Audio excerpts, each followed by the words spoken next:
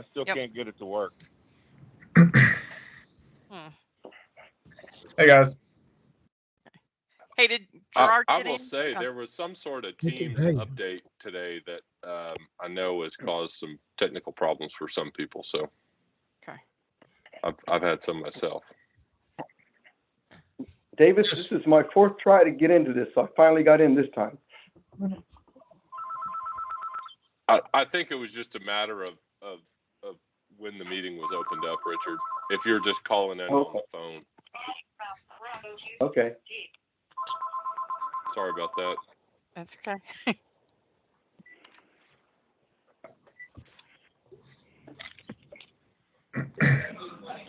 Hey guys, it's Paul Raddick here.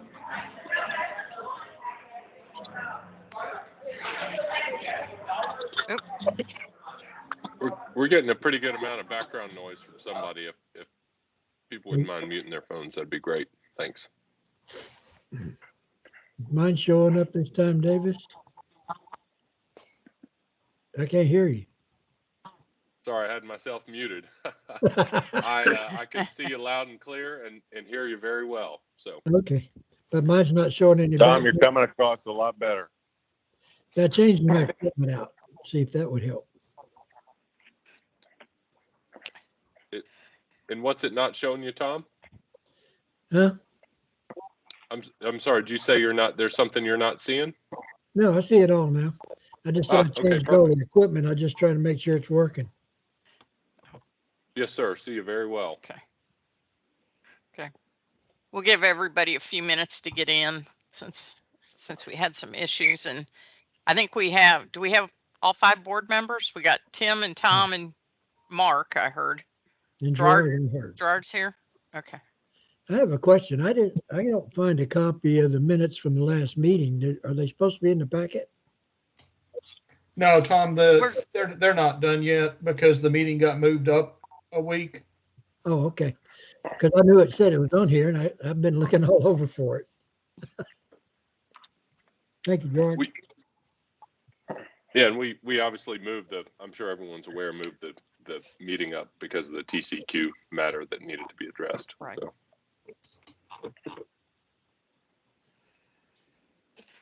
Okay. Well, if I have 5 board members, do we want to get started? Yes, ma'am. Okay. I'm going to call the meeting to order of the River Plantation Municipal Utility District Board of Directors on Wednesday, July 14th at 6:33 p.m. First item on the agenda is to discuss the minutes of the meeting held on June 24th. And based on the discussion, we don't have those for tonight. So I guess we'll go on to number 2, which is. I'll try to email it to my student account. Okay, somebody's having a conversation. Can you mute yourself? Do you know who that is, David? We're getting a lot of feedback from someone it's a phone number ending in 3394. Oh, looks like it may be fixed. Okay. Okay. Item number 2 on the agenda, and just so everybody knows, in case you didn't hear we don't have the minutes because we changed the date of the meeting. The minutes for the board meeting are not ready from June 24th meeting. So item number 2 on the agenda is receive the comments from the public. And before we start taking comments from the public, I do want to ask you to please hold them to 3 minutes so that we're not here again all night. And once a question has been asked and answered, please, if you can, refrain from asking it again. Okay. So, Julie, just building on that a little bit, I'd like to ask that Richard administer the time, if he could keep a track on the timer and let us know when 3 minutes is up. And the other thing is, I was, given the costs that we have for 2 attorneys and 2 engineers and a financial advisor on the call, if we could also limit all of the public comments to this one agenda item that's devoted for public comments. Yeah, that's I was fine. actually- As far as the Gerard, time, I I've don't got- know that you, yeah, I I've don't got- know I've that you got a can. timer. I think they changed that to where they can comment during the meeting at any time, I believe, if I'm not mistaken. Yep. You're right. No, state law requires that you allow the public to comment, but it doesn't require that you allow, you know, the public to comment at will Right. throughout the meeting. So that's Okay. that's up to the discretion of the board. So Okay. Okay. Do we have any comments from the public? Yes, Robert McElroy. I have Hey, a Mr. comment or McElroy. two. On the report, what does RFP stand for? Probably Davis knows that. On the statement of expenses, RFP. request for proposals. Are you talking about for the bond? Okay, that must be it. Okay, that's good. I thought so. Okay, now the item I want to get to is not on the agenda, but it has to do with Charleston Park. First of all, there are three areas. One is the care, the second is safety, and the third is the drainage. Oh man. Oh, boy. Okay. My wife calls. Okay, first is the care. If you go on Charleston Park between Stewart Creek and looking at the north side along the golf cart, you see that it's not being cut properly.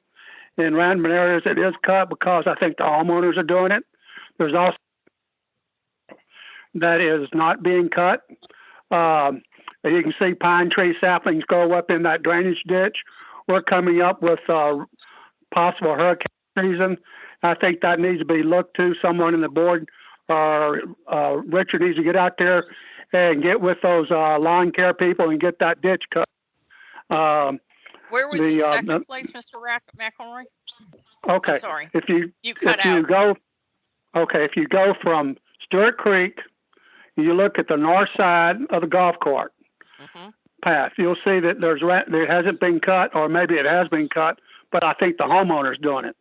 If you look on the south side, this is before you get to Braxton Bragg, you'll see there's a tree line over there. Before it had been cut. Now they haven't gone up to the tree line to do the cutting.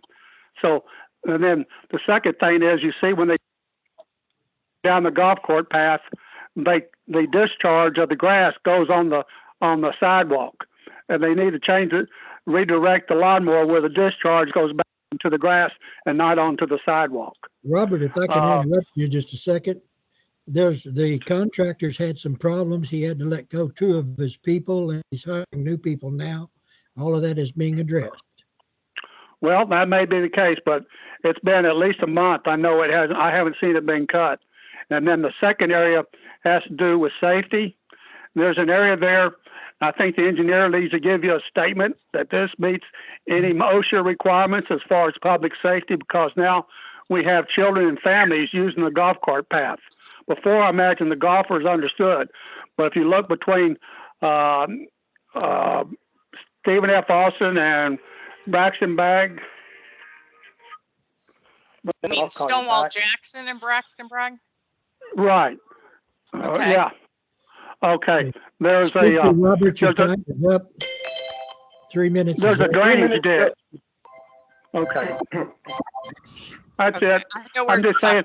talking. Yeah, the cable there is loose. It's within 24 inches of a drop off. It goes down 10 feet. And it's just basically a trip hazard now, and the grass is covering it up to where you can't really get. And so it needs. So I think the engineer needs to look at it and give you a statement of safety, or either recommend what needs to be done, provide additional protection from the public from that area. That's really important. And I could comment on the Richard, I'll bond, tell but you that's where another that is. thing. Yeah, Richard, I'll tell you where it is if you don't know where that is. So. Yeah, I know where you're talking And about. if Richard get out there with me, we can walk that drainage ditch, and I'll show him how it needs to be taken care of and being cut back to where water can flow either way, east or west, but it has to be opened up. Drainage ditches that have grass and trees growing in aren't going to do the job. Okay. So another thing I would add, I'm over time. If we are gonna Yeah, I try think and you're stick out to of 3 time. minutes, I think Okay, it's thank you. Time's up. Yep. we apply that. I'll do it the next, okay, I'll do it the next meeting. Okay. If Thank I you would very much. suggest, this is Mark, if I suggest if you would just write everything down and send it in, and it'd be something we could review or Richard could Yeah. review. I think a letter for sure regarding the safety requirements will make, putting y'all on notice, making the board aware that that issue exists, so where, you know, we Right. can do due diligence and take Okay. care of that thing. Thank you. Okay. Thank you. Mhm. Okay. Do we have any other comments from the public?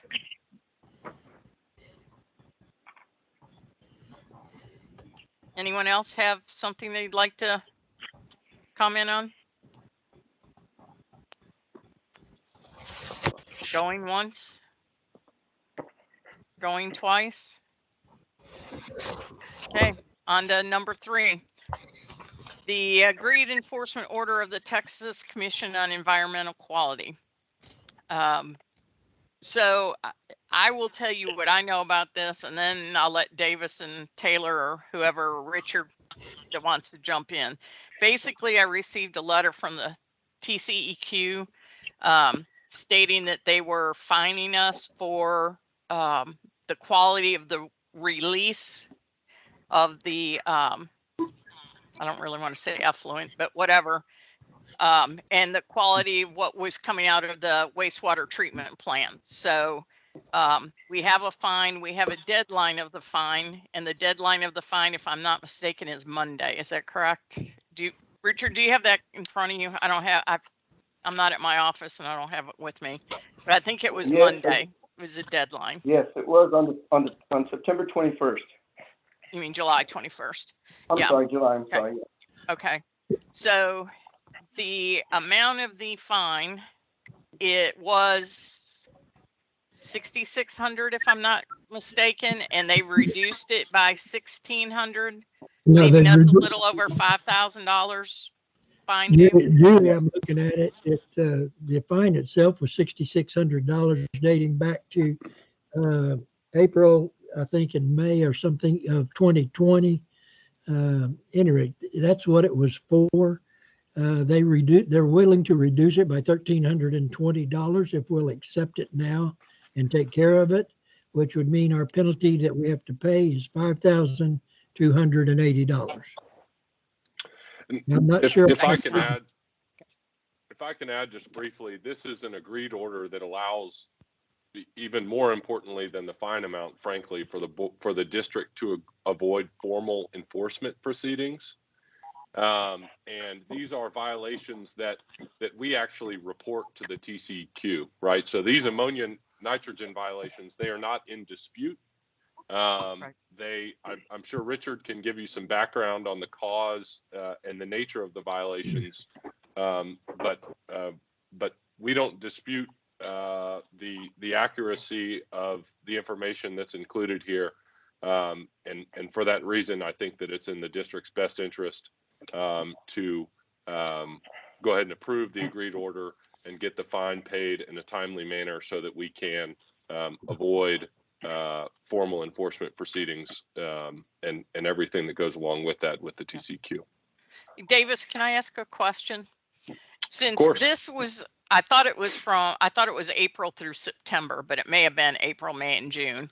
That means we Right. still have the rest of the period, because weren't we out of compliance through February of this year? No, that's not true. No? Okay. No, it was only the enforcement was for those months only that were out of compliance with the nitrous ammonia. The issue has changed though a little bit. To give you a little bit of update, I've been on the phone and going back and forth with the TCEQ. The settlement has changed because of the fact that I've been dealing with a Mark Gamble. He's the guy who's assigned to us for the enforcement case. After talking with him for a couple of days now, the fine has now been reduced to $4,228. And it's possible it's going to go even lower. The main issue is this violation, or I should say this penalty was issued under the assumption that we that the plant went out of compliance and we never notified them. That is not true. And I sent him the documentation on it in two ways. Number one, he said, can you prove that it was a mechanical failure? It was not neglect. And I said, yes. So I sent him the actual invoice for the bearing that we had to buy and replace and the amount of time it took to get that bearing because it was a back-ordered bearing. And also I gave him the contractor's invoice for installing it and creating the repair ring, the wear ring, and to repair the shaft. So because of all that documentation that, yes, we did do a good faith effort to get that RBC back online, which is what caused the problem. The fine was reduced to, it was reduced to $4,281 officially as of today. Now, that could still go even lower because I asked him a couple questions about, well, how did they come up with this fine? How come they didn't know it was a mechanical failure? Well, the enforcement division apparently doesn't get all the information. They go by what's given to them. And I did report this, what happened on the DMRs. He did not have a copy of the DMRs. So I sent him copies of the DMRs with my comments at the bottom. You have to report this every month through the state agency. In the comment section, I specifically commented the reason for the exceeding of the permit limit was because that the bearing had failed in the RBC.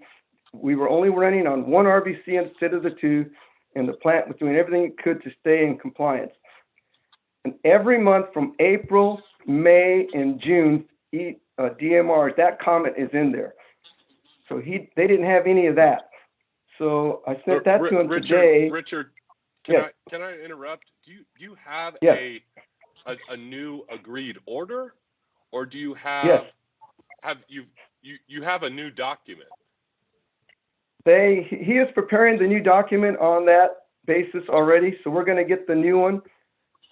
I talked to him today about, should I make out the check for this one right now? He said, no, I'll call you tomorrow. He's going through his superiors he said, we should get the new order within 30 days. He's going to try and push it sooner. Yeah, but don't we have a deadline on Monday? Richard, let me say this. We're talking about potentially saving, $800 or maybe $1,000 in penalty costs. I think missing the deadline is a more significant concern. I'm still gonna recommend that the board go ahead and approve this order with the understanding that if we are able to obtain any sort of reduction in the penalty, that we make every effort, to do so. Obviously, if we can save $1,000, I think that's beneficial. But I can tell you that just getting everybody to the enforcement process is expensive. And you'll spend $1,000 in the first day. So I think it's a mistake to rely on a local inspector that Richard is having a conversation with to say that he's going to be able to get something out of Austin quickly. I will note that these violations, date back to April of 2020. And we just received this in June of 2021. So I think it's a mistake not to go ahead and proceed with the understanding that in the event we do have an opportunity to reduce the penalty, that we can. But I think we need to go ahead and write the check and get this whole thing to the TCQ ASAP. And if we can get a refund, great. Right.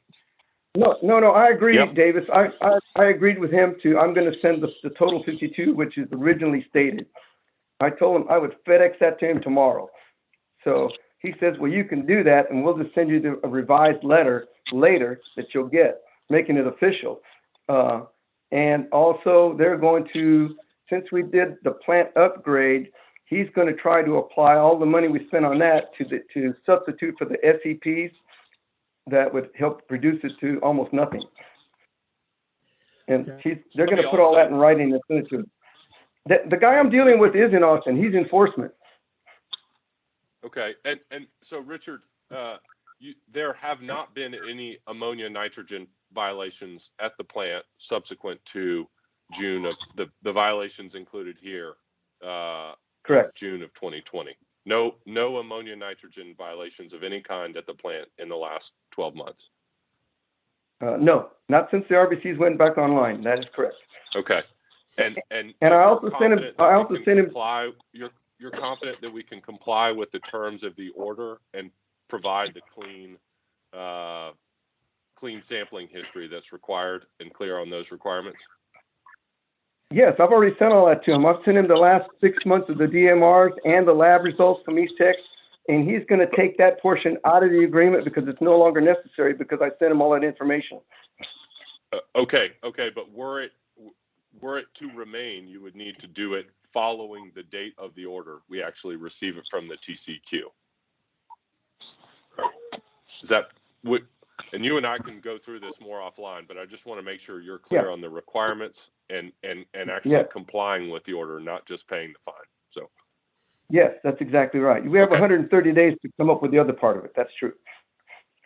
Right. The additional sampling history. Okay. Right. But since I sent him all the information already, he's already reviewed it and said, well, there's no need for us to continue with the second half. I'll make sure that's deleted from the update that we'll send you. Great. If we get something in writing, that'd be great to see. So, but you're in agreement. We should go ahead and approve it today and authorize payment, approve the order, and authorize payment of the penalty provided therein. Yes. And where are we getting the due date? I'm not finding in this order. It was in the order somewhere. That's what I'm trying to remember that date. Yeah. 30 days from the date of the letter, which is okay. 30 days from June 21st. Okay. So it'd be July. Okay. I didn't see it was that like part. the first paragraph, I think. Well, if that's the case, are we ready for a motion? I'm ready to make a motion on this one. I second it. Okay. Well, here's my motion is that we accept the agreed penalty here, or whatever you want to call it, and we defer to any lower figure if they come back and offer them. But we'll pay up to this amount if necessary. And do we still have a second? Okay. Mark, you got a second? Mark seconds it. Okay. All in favor? Tom, aye. Mark, aye. Gerard, aye. Tim, aye. Julie, aye. Any nays? I guess that's 5-0. Okay. All right. So we all know what we're doing. Richard, you're going to cut a check tomorrow, FedEx it, UPS, however, overnight it to them so that they have it by Monday in their hand. And that is. Then we'll get the rest of it going. Yes, that's true. Yeah, hopefully we get some back. Yes. Yes. Yeah. Okay. All right. Anything else on the TCEQ enforcement order? All right. Taylor, you're up. Engineers report.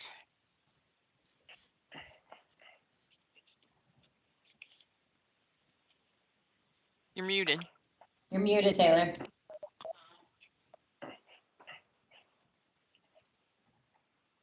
Can you unmute him by any chance, Davis? Sorry. Oh, there you go. Okay. I had the report pulled up and you were in a small window and I couldn't get myself to mute. Okay. There he is. All right. So this didn't get put in the report, but we for the MS4 permit that we rushed to do last time, if you guys remember, the TCQ did send us a notice requesting a letter back stating that pretty much we wouldn't do it again. And so I put together a brief letter, sent it to him saying we'll make sure that we correspond with the 90-day limit to submit the report before the end of the year. And that should clean us of that. It's kind of the first reprimand where we got slapped on the hand, but we don't foresee any sort of violation or fine coming out of it. Okay. With that being said, we did want to make sure that we asked the board, Richard is on site all the time, kind of leading the management plan. And so we wanted to see, does the board want Richard to make sure that he is putting together the annual report, or do you want that to fall on our responsibility? I would prefer, and personally, that you guys make sure that it's done in working with Richard on whatever he needs to get it done, but that you guys sign off on it and make sure it's done. So is something missing these reports and stuff? It seems like there's been 2 or 3 of them. Is this a function of the transition at the first of the year that caused these to get missed, or are they just not calendared? What's causing us to miss in the that first one was an old one, if I remember right. That one was almost a year past, wasn't it, Taylor? Yeah, it was. Yeah. Pretty much what happened was you're supposed to submit these reports for this MS4 permit every single year. And I don't know who was doing it beforehand. I reached out to the old engineer. Richard didn't know who was doing it. And so it didn't happen for 2020. We got a notice saying, hey, send us this report and you're missing it. We sent them a whole bunch of information and everything and said, hey, we don't have a report, you know, we're new to the district, blah, blah, blah. And they pretty much said, okay, here's a slap on the wrist. Please let us know that you've corrected the issue and we'll not have that problem anymore. Okay. Well, I would say if Richard hasn't been doing them in the past, I would definitely prefer that you guys do them then. We need somebody. Julie, I would agree with you 100%. I'd rather them do that. That's a new thing that popped up on us, and it was a pain in the neck to do that report. Okay. Oh, I see how it is, Richard. You want me the pain in the neck? I'll be glad to help you. Oh, I know. No, How much time is involved in preparing those reports? Come again? How much time is required to prepare those reports?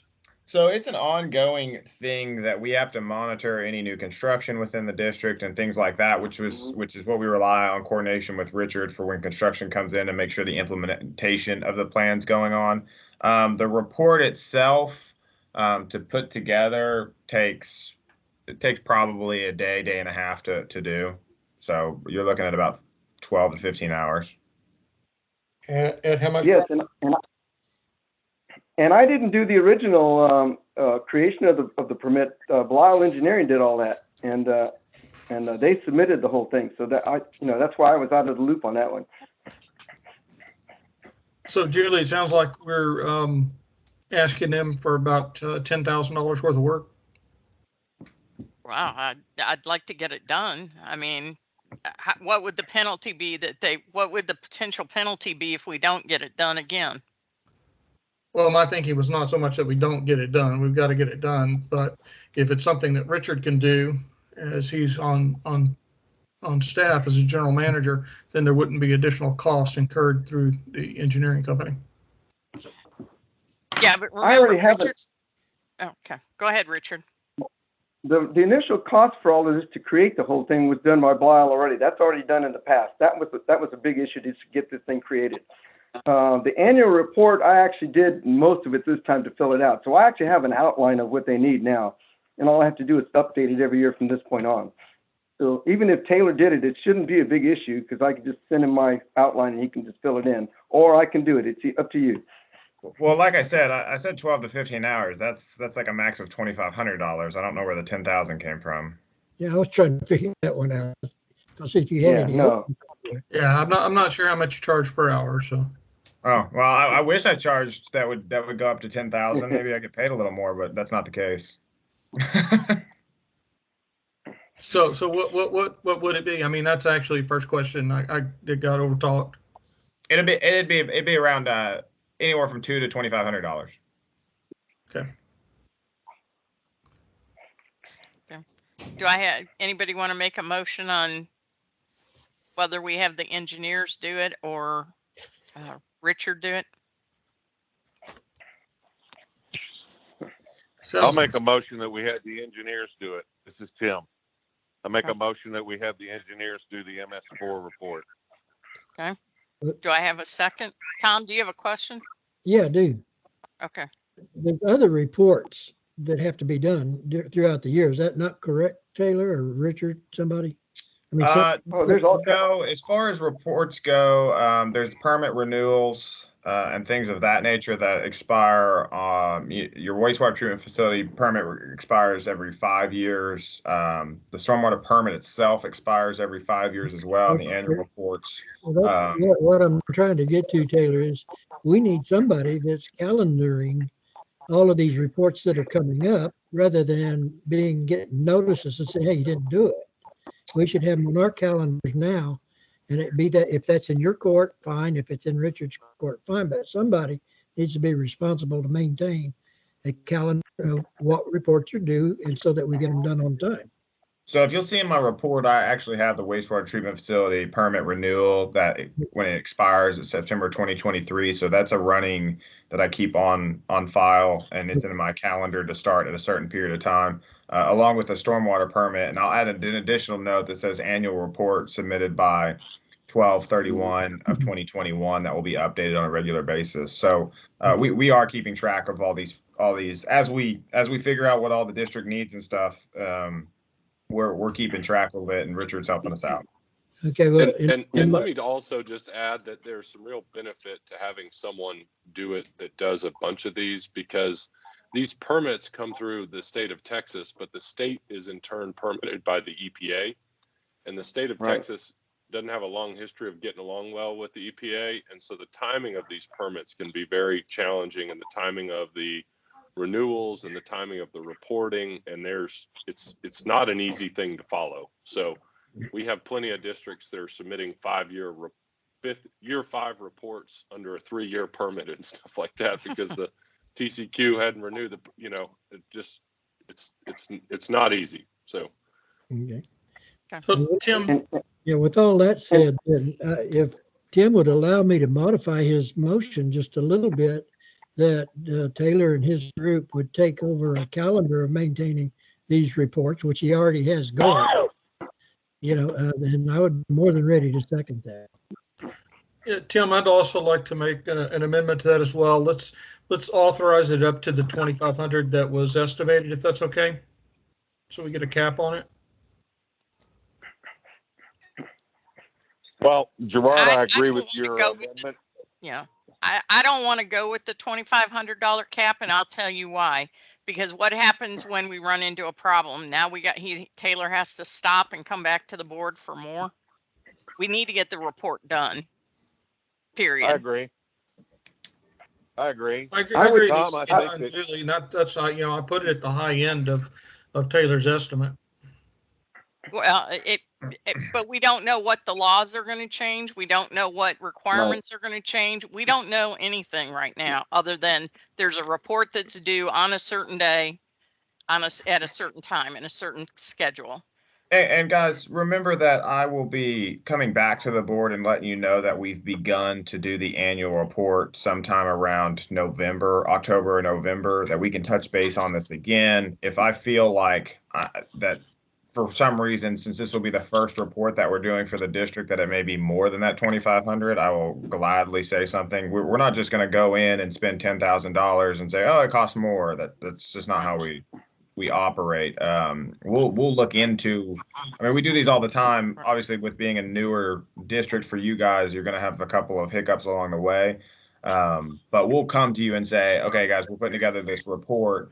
Will you authorize the expenditure of this proposal? And we'll do it within that amount. We're not just it's nothing that's going on all year that we're just spending money on. It's going to be a specific time of saying, hey, we're doing an annual report. Here's what we're going to spend on it.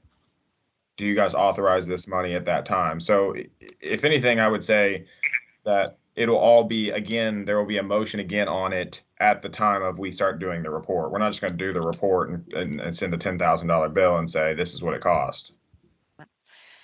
And this is for everybody on the board. I just want to, we hire these professionals because they're professionals. We didn't hire them because they were the cheapest. We didn't hire them because they were the best or the worst. We hired them for what we hired them for. Okay. And if we don't trust them, if we don't believe in them, we might as well get rid of them and find somebody else. That's my opinion. Julie, I understand that. And we did hire them as professionals. but it's also the board's responsibility to provide oversight on the budget. And it seems like we've That's really been correct, but struggling there's with other that. ways, there's other ways we need to do oversight on the budget besides things that we need to have done. Okay, I'm not sure I understand that, but yeah, it is the board's responsibility for oversight. Okay. And budgeting, that whole process is part of it. But all of these approvals that we're doing without any type of cap, and it's not just this one. I mean, we've been doing a lot of approvals for expenditures that you know, it's cost us to run in the red. That's part of why we're not. Hey, Gerard, let me correct you on one thing. We were in the red before you got on the board. This district has been running in the red for years. But we don't want to continue doing that, right? That's how our reserves got depleted. For years, this district has been running in the red. Topic here. Let's go back to our. Okay, so anyway, we can discuss that some other time. But do I have a motion?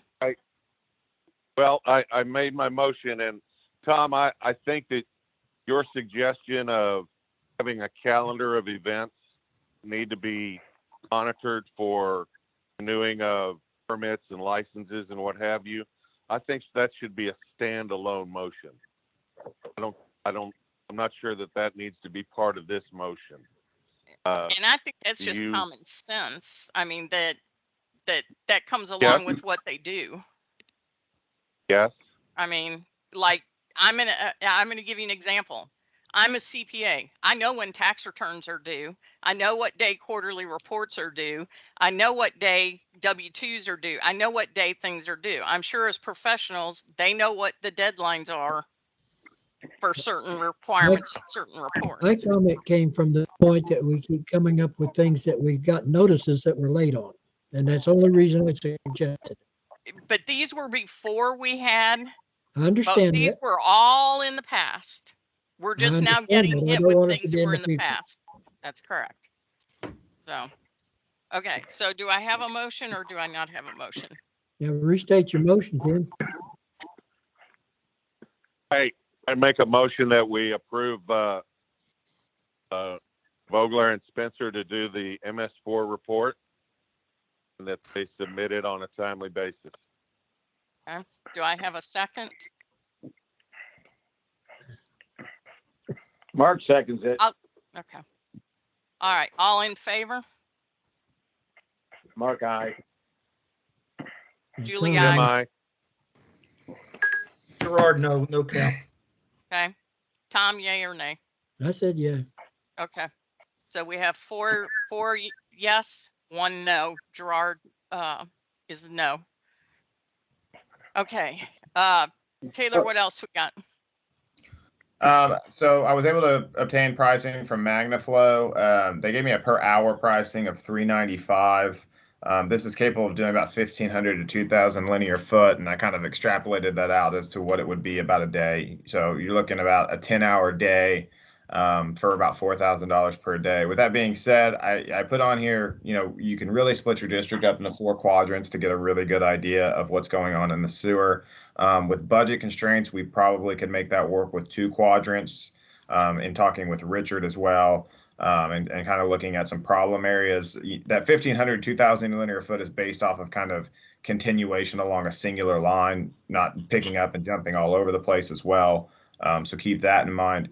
And this is all in an effort, you know, as we come up to the November possible bond election again and things like that. This is all to kind of build the information Gerard's looking for so that we have specific ideas of what's going on. You know, I know in the bond, the first thing we would do would be televise all the lines, but this may help in the reduction of some of the money we're asking for, so that if we see, you know, if we see that for some reason 75% of the line is great, then we can we can extrapolate and maybe reduce the cost a little bit. If we see 100% of the line is bad, you know, maybe our costs are on par or low. So this is just really to get the best possible idea.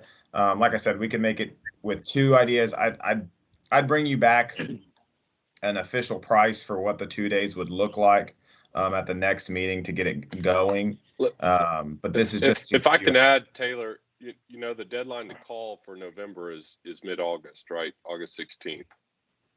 So if we want to do it, we better do it pretty quick. I don't know that we can wait until next month Yeah. to this get is To Magnaflow shoot out it. there to. yeah. I see what you're saying. Then I would recommend 2 days. At it's looking at to be about $4,000 per day, and just to get it done. And so you're looking at about $8,000 to $10,000. And that'll go through Richard contacting them, and we set it up with Richard and pointing the areas that we want him to hit on. Okay. Now, I assume it'll be valuable no matter what, but we'll need that video. Magnaflow will need to turn it around pretty quick. I know sometimes that takes some time. So and again, we would direct them, and then when we come to actually doing the whole district, we wouldn't repeat the same lines. We're going to keep a map of what we've done so far. What's the time frame on getting that feedback from them as far as knowing what potential expenses would be involved for repairs? I mean, are they going to get it back to us in a week, or is it a month, or how long does it take? If you guys authorize it today, we get them out into the district next week, and it probably takes another week to process the videos, and so we probably get them back the first week of August. To evaluate them, and with that call being August 16th, I guess you guys have to have the bond authorization. Is that correct, Davis?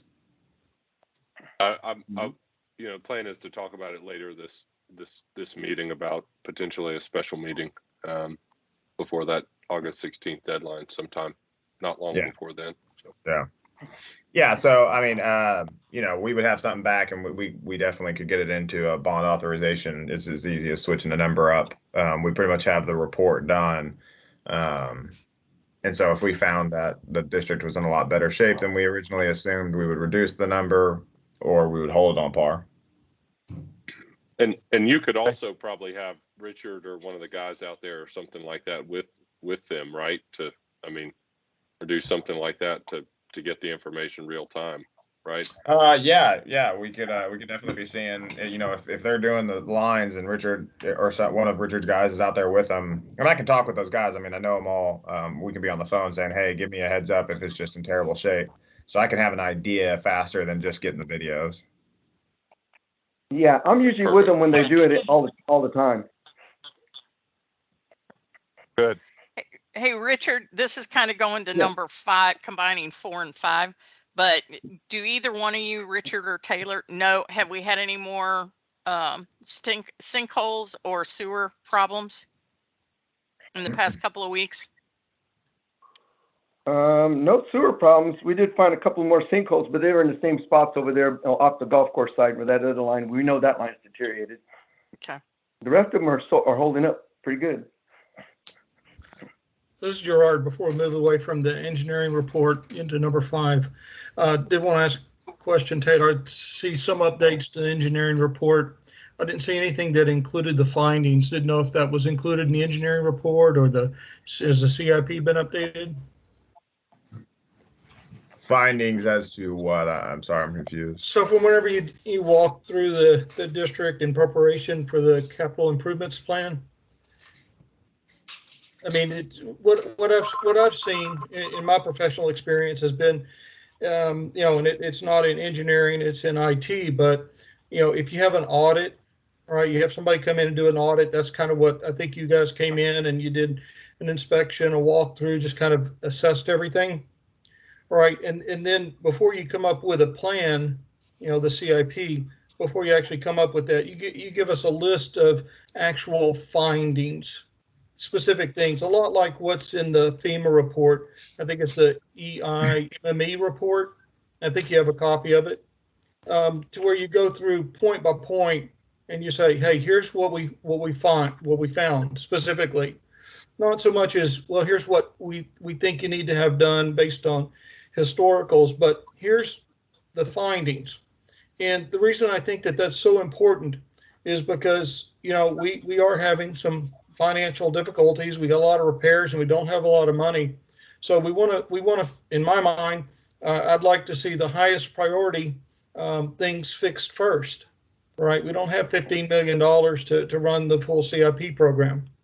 So we really would like to see, I would like to see a list of the findings, the hard findings that you found, and get them in a list and let us look at them. So, I mean, I the think thing about he's that been- is as far as the sanitary goes, I'm not going to have any findings because I don't have any video or anything like that. I got to make it Understand that.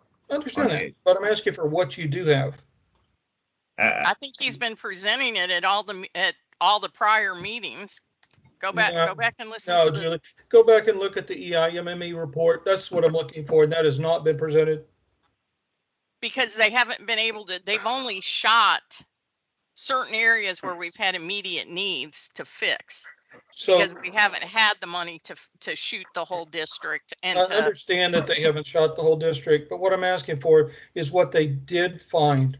You know, so you guys went into the water treatment facility, right? You had some findings and some recommendations there, right? Mm-hmm. Right. So those are the kinds of things that I'm looking for. I mean, I want to know what you did find. Okay. And I assume Taylor, a lot of it is probably an age-based analysis, particularly on the sanitary sewer side, and just typical useful life projections. That's a lot of it to do with both sanitary and storm pipe. You know, we did walk the ditch, and Gerard, you walked the ditch with me, and we pointed out certain things, and we talked about those items as well. I can put it into a list of items that we saw and give it to you. I really think we need that. I think that there's a lot of value in that. I mean, tell us what you saw as far as sinkholes. Let's get it documented. Tell us what you saw. You know, I know there was some talk about just the aging of the exterior walls at the water plants. I mean, all of these things should be documented, and then it'll help us prioritize and figure out how much money we need and where we need to spend it first. well, hey, So, Gerard, those me- of us let me- that have spent 3 days with Taylor know where they are. I thought we Because already we've had spent that 3 list. days. We spent 3 days walking with them. I mean, the CIP is kind of that list, but I can put together a full-blown report over the analysis of every single facility that you have. It's going to take some time and some money to do. Just want a list of findings, not asking for a full-blown report, just a list of findings that you've already found. I think you said you had a spreadsheet somewhere where you already have that, right? Yeah, I mean, it's just basic notes, but I can turn it into a presentable thing that I used to create the CIP. Yeah, I mean, I think that's critical to doing the prioritization. I mean, I'm assuming that, you know, the bond, we're not going to ask for $15, $30, $25 million again. So if we ask for, you know, some number less than that, we're going to have to prioritize what we do. I know that we're going to have to spend some money on doing some video of the sewers. Understand that, and understand we don't know everything yet, but I want to know what we do know, and I'd like to know the specifics of it. I will give you what I can. Okay. Okay. Thank you, Taylor. Thanks, Taylor. Can we go on to number 5 then? We good? We do need to go back and talk about Oh. the resolution. What about the- Oh, on okay. the Sorry. I uh, missed that one. bond application. TCQ requires that we have a resolution to submit an application. So this would be the board's formal authorization to submit the park bond application. You will find in Taylor's report a summary of costs, and you'll also find in your packet a corresponding resolution. You will also see, you know, right now what we've done is we've allocated, you know, as far as what I'll call the district proceeds, you know, the bulk to the acquisition cost and $100,000 to improvements. I will say that, you know, you could also choose to allocate the entirety to the improvements. I mean, the acquisition costs, with the understanding that future improvements would be paid from operating funds. But that's the board's discretion. But we would like to go ahead and get it approved so we can get it submitted and try and get it taken care of quickly as the board has indicated they would like for us to do. Yeah, Davis, I think that's a really good idea to take that 100,000 from improvements and move it all to acquisitions. And then that would allow us to replenish our general operating fund so that we can get some of the repairs made.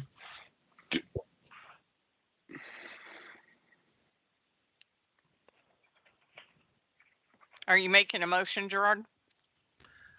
Yeah, I'll make a motion that on the summary of costs for the bond issue, that district item number 2 for park improvements be removed and the 100,000 be shifted to district item number 1 for land acquisition to cover the legal costs, and that those costs be moved back into the general operating fund for repairs. Wait. Let me just say a couple of things real quick. One, I guess my question was the intent to approve the resolution and authorize the submission, and then 2, I don't think that we can vote to automatically move that money to operating funds. I think that there's some portion that we can get to operating in the near term. Some portion of the legal certainly, but the rest of it obviously is subject to a resolution of our kind of dispute. That makes sense. Yeah, what I'm looking for is just a Isn't this number coming out of the bond? Won't this number come out of the bond once we get it? That's right. It will come out of the bond authorization. Therefore, it cannot go to the general fund. No, you can reimburse certain expenses from the general fund, certain kind of minor, I'll call preliminary expenses, but there are limitations for that. But we have discussed a settlement arrangement, a potential litigation arrangement that would potentially allow for the that general fund 500,000 balance to be increased. Yeah, the part that would possibly go back into the general fund is that 500,000 we have in escrow right now. Yeah, I don't think anybody argues about that. Yeah. So what I need Sorry, is Gerard, I didn't mean to mess you up there. I just want to make sure we have a workable approval. Yeah, that's fine. I mean, I just saw that this was included in the pack, so I thought that's what we were going to be voting on. But if we're not voting on the specifics, in general, moving on with the total bond issue requirement, I'm fine with that. But I don't want to say that we're spending 100,000 on park improvements whenever we've got, I think, just in the current fiscal year, $89,830 worth of litigation expenses for legal.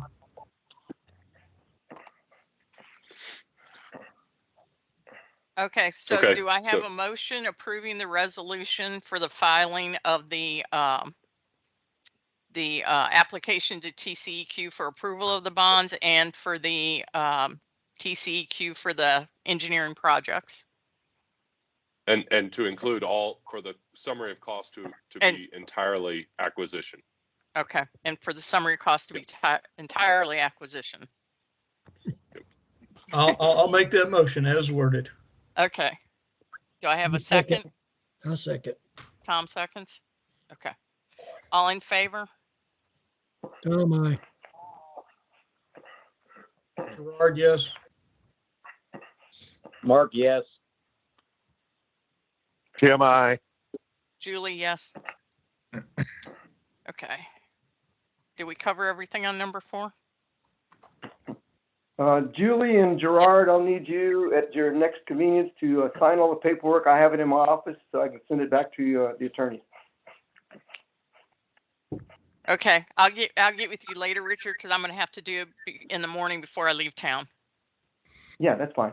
So, okay, I'll get it signed this week, Richard. All right, thanks. okay. Drainage matters and repairs. Is that a Richard or Taylor or Richard and a Taylor? For Holly Springs Drive, the drainage study we do have is underway. We've pulled an existing rainfall and topographic information into the maps, and I've attached an exhibit showing the existing flow patterns. To make a little sense of this map, the white arrows are showing where the natural rainfall tends to accumulate and go. As you can see, the existing inlet is the location where the flow is coming down the ditch in the homeowner's house that we got the complaints from. But if you do notice, as far as the drainage patterns come from the topo, it actually swirls around that house and it kind of passes through all those houses and accumulates in this big green area and then somehow works its way out to this Stidham Road down here to the bottom right and doesn't actually make it to the ditch in what we would call kind of a 100-year storm event. I found that to be some interest. I did talk to our H&H professional today, and he had to put in the information for the 36-inch pipe, and it was showing that it was capable of carrying all of the rainfall that's coming into the ditch, which is good. He was putting in the rest of the pipes to analyze downstream to make sure it was going all the way through. One of the issues, as well as we know, is that 36 inch is pretty heavily damaged as well. And of interesting note, it comes down the street as it comes down Stone Mountain Drive. It goes into a 60-inch that feeds into a manhole. Then there's a 30-inch that feeds into the manhole, and then the outfall is a 48-inch. So that was kind of interesting to find out that the outfall was undersized by quite a bit. So we're still Taylor, just so you know. Yes, sir. Just so you know, I've heard some neighborhood gossip in the last few days that land that's draining into that ditch that we went and visited, the junkyard. Mm-hmm. He's been doing some additional landscaping, we'll call it, in that area to improve the flow of water into his little inlet that he dug. Gotcha. Well, I mean, based off of this map, I don't believe he's changing any drainage patterns because this is not picking up his ditch as it's seen here. He's kind of directing the flow and conforming it all to a singular location to deliver it to the same area that it looked like it was already going. Okay. So I wouldn't say that he's okay. I wouldn't say without more research he's causing an additional issue because that looks like where the water naturally goes anyways. Well, I found out the other day that the Montgomery County Commissioner Precinct 2 was out there and was witness to a pipe that he had put in draining that 20 acres or whatever it is into that ditch, as well as the president of the CIA. So we have two witnesses that show that he did make some modifications to the drain or to the flow. If that's of any import, I don't know. But just so you know, there are witnesses that were out there and did see it. Yeah. I'm making a quick note of this. Hey, folks, don't mean to interrupt. I just wanted to announce myself, Monty Campbell from Prepared Publications, on the call. I'm one of the website vendors. Just want to let you know who I am. Yeah. Hey, Monty. I'll go on mute until you're ready for us. Okay. Okay. With all that being said, that's just to kind of give you guys a heads up that we are working through all the information. We've made some progress, and depending on when the next meeting is, hopefully we can have the report out by then. If it's pushed up too much, it may cut it close, but we'll do our best. Okay. Richard, do you have anything you need to add to the No, not at this time, not in that area. Okay. Can I ask you a question? Did we get, we got all those 4 that we were working on finished, or are we still working on one of them? The 2 on RP, Roanoke, and Macon. Those are all done? Oh, those are all done, yes. Okay. Okay. Review the financial, oh, can we go on to number 6? Well, I'd like to ask Okay. Taylor, if you had a chance to find out anything on that GLO, that I asked you to look into. I know you've been busy, but was curious. Yes, sir. I have briefly touched base with it. It's up on my computer right now to do, and I will promise to give you some feedback by Friday, and give you a call, and we can discuss it a little more. Okay. So my conversation with the mitigation division people was there was a possibility we might could get some help out of there. Okay. Any rate, the other question I have, and I don't know if it's specifically for you, is I've been trying to make sense out of this Texas Water Board program that they approved for 2022. I guess it's really from 2020 to 2030. But I noticed when I'm going through parts of it that they specifically have us named with a price tag of around $13 million. And I don't know if that means we're spending the money, they're giving us the money, what the deal is, or what it's for. But if you have you seen that? I have not. Davis, do you know anything about that? I don't know anything about a TWDB drainage funding request. Well, I don't know that they're funding repairs. They approved their plan, their 10-year plan, basically, and we are specifically mentioned in it in a couple of places, as well as us and East Plantation together.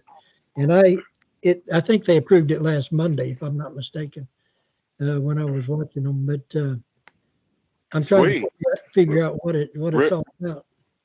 Sir? Richard, do you know anything about that? No, it's at least my understanding, it's a general thing that they put together. They base it on, okay, this is what we would allot for the entire area. If it actually comes to fruition through certain things that are passed and they get the funds, then yes, you can look at that and apply for it. But it's kind of like the Lone Star Groundwater when they're doing their DFR projections. They figure that's what you might spend. I guess I would just ask a couple of people, look into it. Let's see if we can figure out if we're impacted in some way. Maybe I'm not smart enough to figure it out by myself. I'll try to take a look at it, Tom, and see what it is. I just hadn't had a chance. Definitely worth a phone call, and that Well, generally the TWDB puts together a as Richard said, a kind of projected cost of necessary improvements, and then the funding that is made available is less than that. Yeah. Well, like I said, projected cost. I haven't figured out exactly what they're talking about, but I saw that number associated with us. Sure. No, and I'm still trying to figure it out. Hopefully some other people can help me figure this out before we get a negative impact on it. That's all I got right now. Okay. Are we good to go to number 6? Or do you want to, before we do that, Tom, do you want to do your thing on the webpage so we can get these guys off of here if they don't want to stick around all night? Well, yeah. Is Off Cinco on site? I mean, are you with us? I saw him come up a minute ago. We had two of the companies said they were going to try to be here tonight. Are they both here? Yep. Yep. I see them. Hi there. Hello, everybody. Okay. Well, if we're skipping down in the process, so if everybody wants to, I guess everybody wants to drop down there. We're talking about the our current web page. And there's a couple of reasons that I wanted to look at this. First one was the cost associated with it and some of the benefits that we were deriving from it. I went into it with the idea that maybe we could save money and get more benefits. And I'm still pursuing that at that avenue. Just so some of you know, Richard sent out to the directors, I believe today or yesterday, an updated price list for off Cinco. They requested to update their pricing, and so we obviously said sure. And that's that's what you got in the mail just the other day. And I'm stalling while I'm trying to find my stuff. Because Judy got Want me to mad send at it to me. you, Tom? I got it Well, pulled up. I've got it here. I just wasn't ready for it. I had other stuff in front of it. But at any rate, if everybody's got that spreadsheet that I put out, you can take a look at that. And what's included with your package, you have information from Off Cinco, who is our current supplier, on the web page. Then there's also information from Rural Water Impact, and there's information from them. And there's sites that I hope some of you got to look at over prior. Prepared Publications also has information here, and Hot Dog Marketing. I love some of these names. But at any rate, all four of these people do work with MUDs around the area. Well, throughout the state. Let me put it that way. So, with that said, I don't know the best way to do it. I guess, Shannon, are you out there? You want to talk to us about, since you're our current, you want to talk to us about that? See if anybody got questions? Sure. So I did send over some pricing. You had talked about wanting the option to manage the website on your own. So I did reduce our pricing down so that it was just the cost of the server, and then you all could do the maintenance on the website by logging into it and doing it. So that would bring your monthly fee down to only $25. I may have given you or you misunderstood me. I didn't necessarily say we wanted to manage it ourselves. What I did say is one of the companies, that's what they offer. And Richard and I agree that maybe we're not suited to do it ourselves. Oh, I see. Okay, so I didn't mean to mislead you. I apologize for that. Oh, okay, yeah. With the Rural Water Impact, their website requires you to monitor the website yourself. So, right. Well, I did include pricing for our email and text alert system is added in there. If you wanted to add that in to your monthly fee, it's $50 for email messaging services each month. And that's just the cost for the base fee. And then, of course, that if you wanted us to do it, we can do the email messaging for you. But if you wanted access to that system to do it yourself, you could do that too. So yeah, I'm sorry. So yeah, I was under the impression that you guys wanted to maintain the site yourself. So the majority of your monthly fee right now is the 8 email accounts that you have. They are they're a certain level, so they're $15 per month that is required for the legal hold that has to be placed on each account. So that's why they cost a little bit more than maybe your standard or your free account. So those 8 accounts at $15 a month are the majority of your fee. The monthly hosting on the site is only $25 per month. So yeah, that's it. That's the lowest we can go is $25 per month plus your email accounts. So I guess my question, I'm sure the other board members have a question, but my question, can you tell me if we go with, we stay with your company, we have the email accounts and the email alerts and text messaging. Can you tell us what our base monthly fee would be and what add-ons that we might have? So if you had the $25 for the hosting and email and text alerts, you would be looking at $125 per month. And that would be That's the base fee for those services. That would have the text messaging, the email blast, and you monitoring and posting all that.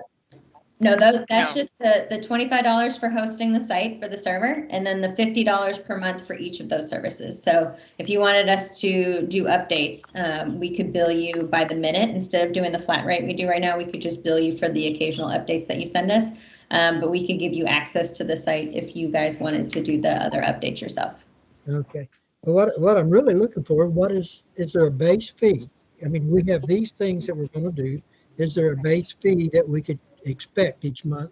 And once we get that, what add-ons would we expect? Well, right now you pay $250 per month, and that includes all of your normal monthly updates. No, that doesn't include your email accounts. Okay, so the email accounts would be? Those are $15 each, and you have 8 of them. Okay. Let me find my calculator here. I'm gonna have So that's to. 120, is that right, Shannon? For the email accounts? Yeah. Yeah, 120 a month for the email accounts. And that's, they cost us about $13.95 plus tax per month. So you're paying $15 per month for the email accounts. Okay. You talked about. You have one for each board member, plus you have some for your staff.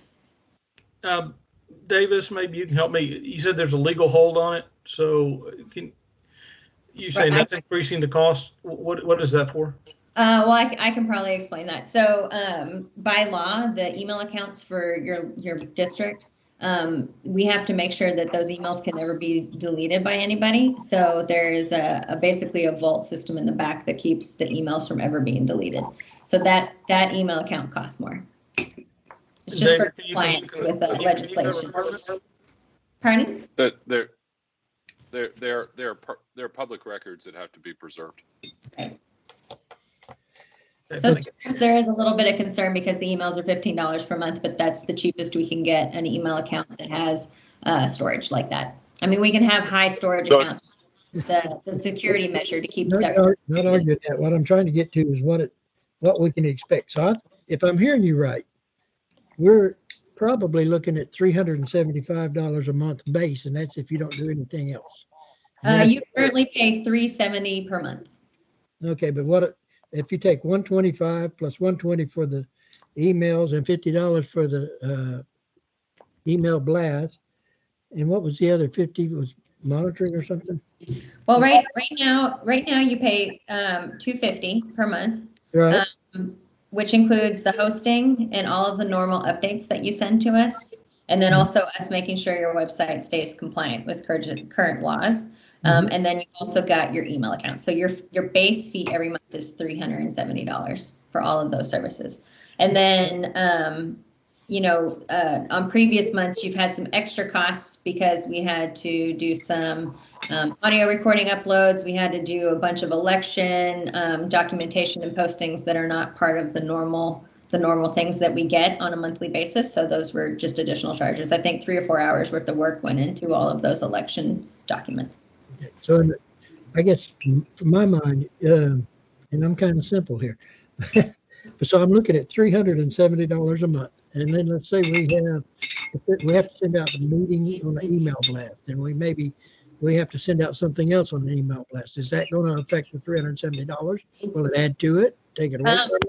Well, so if you wanted us, right now you're paying the $370 per month, which includes us monitoring the site. And so that's an extra $100 a month for us to keep the site compliant. If you wanted to have us stop doing that, like if you wanted to just do that sort of thing in-house and make sure that you check the site to make sure it's compliant, that $100 we could then put the email and text alert system. So you would basically be at the exact same place. So for $370, you can have all your updates that come monthly, your hosting, email, and text alerts for $370, and your email accounts. Yeah, still, for some reason, I don't think I have it, but I'll let the other board members ask some questions. Sure. Hopefully they've looked at some of the other sites too. Hey, Richard, can I ask you a question?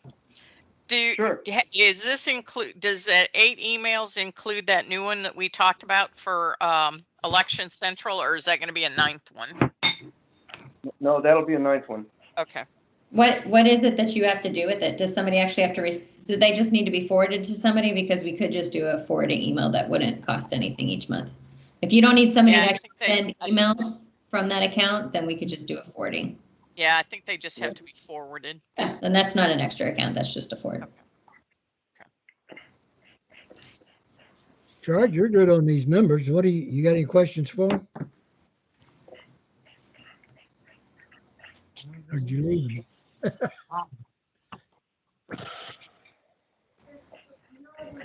I guess the only thing that was unclear to me at this point was, we're going to need recordings uploaded on a monthly basis, the recordings of our meetings, and I was unclear as to whether or not that would be included or not in the 370.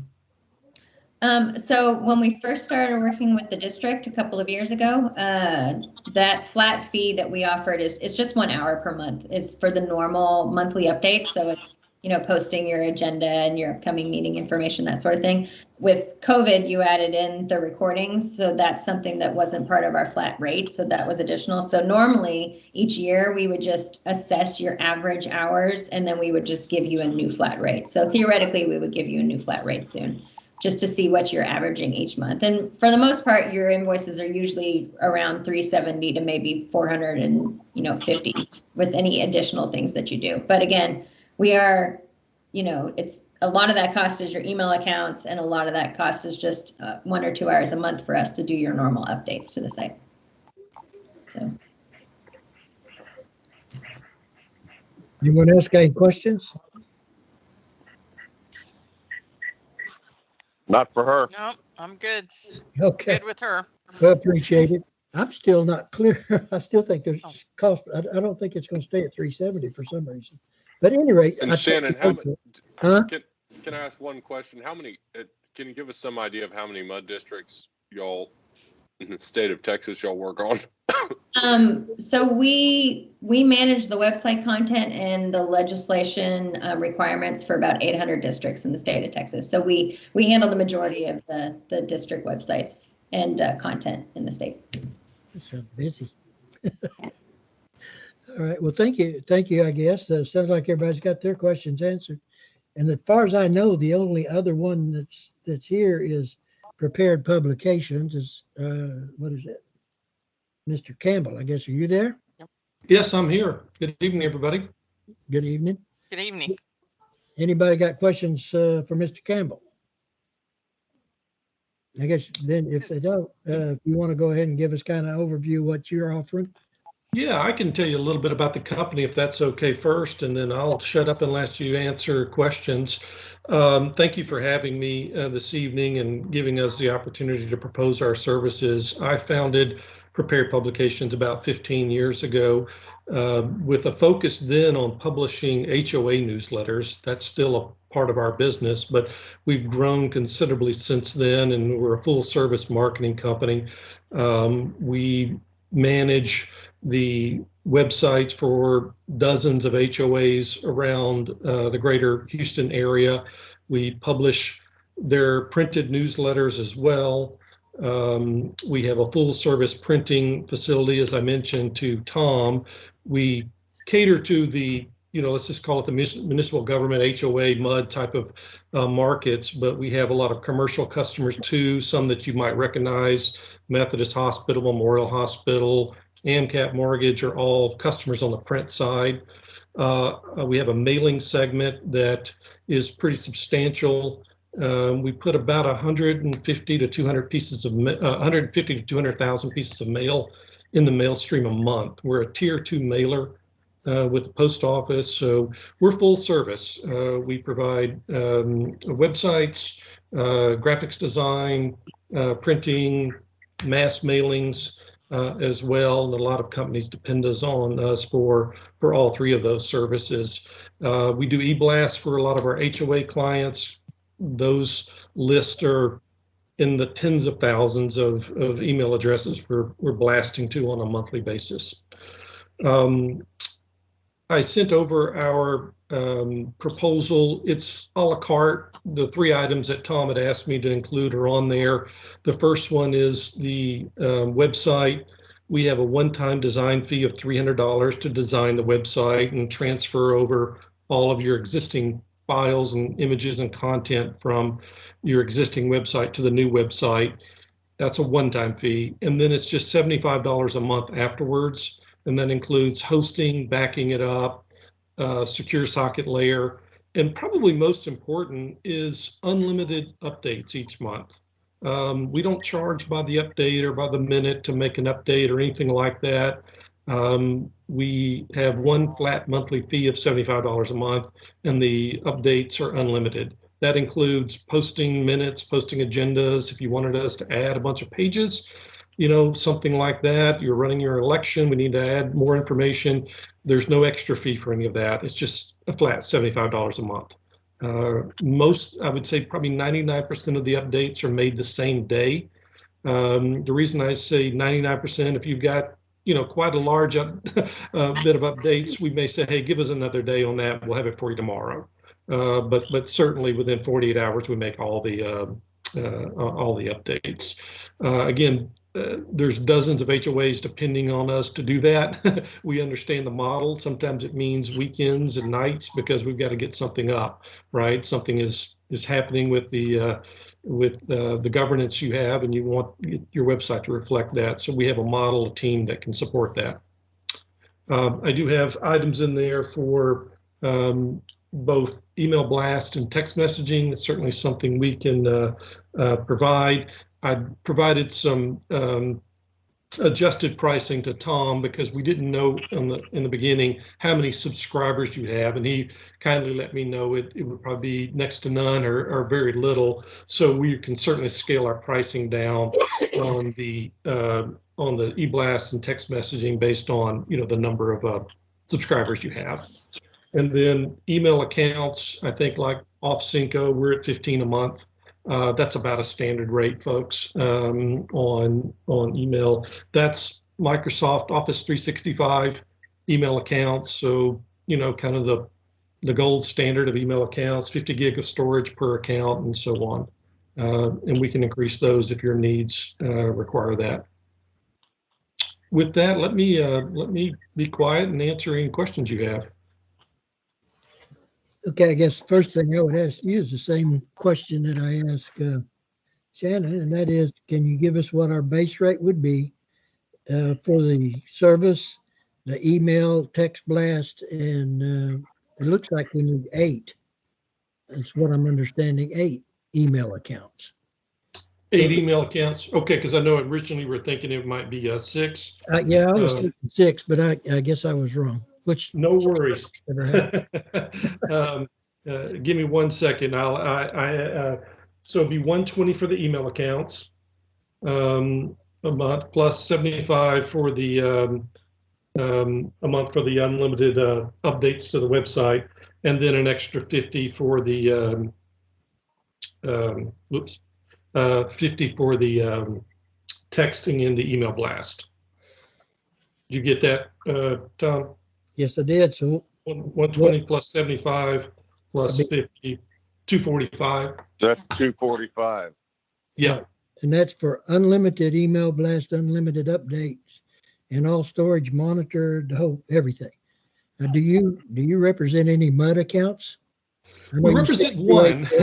Most of our accounts, and I understand that's a contrast between OffCinco and their large portfolio.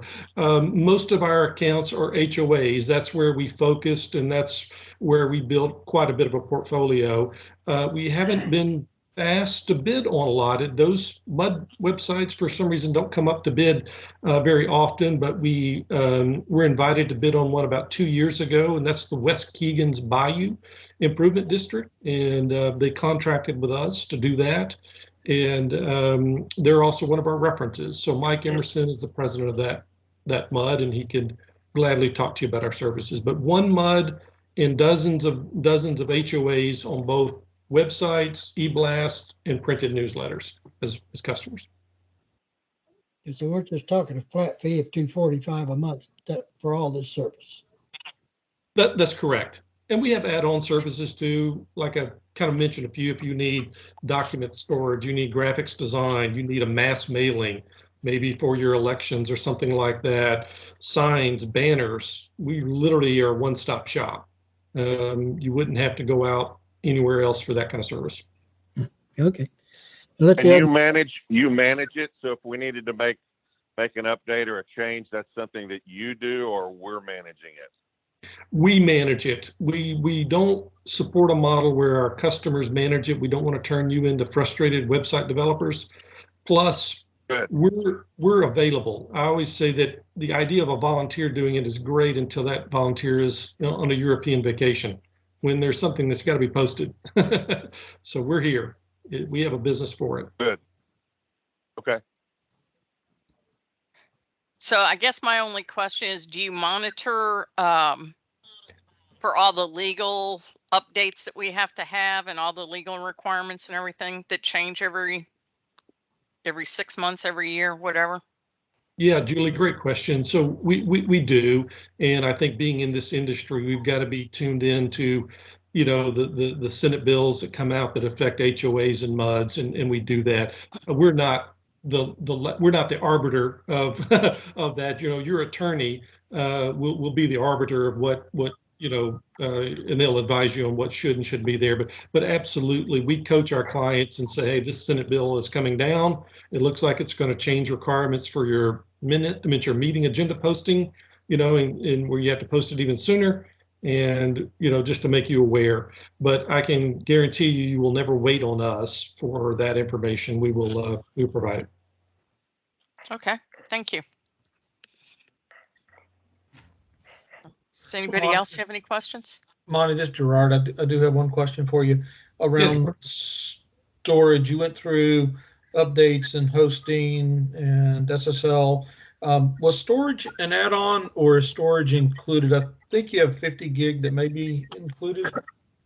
50 gig per email account, Gerard. And if you wanted something bigger, we could do that, obviously at a little bit more higher cost, but 50 gig per email account is included. Okay, that's per email account. What about for recordings of the minutes? We would quote you a price if you needed that kind of mass storage, you know, on something that would be something like a Dropbox account or, you know, to do something like that, because those recordings can get pretty big.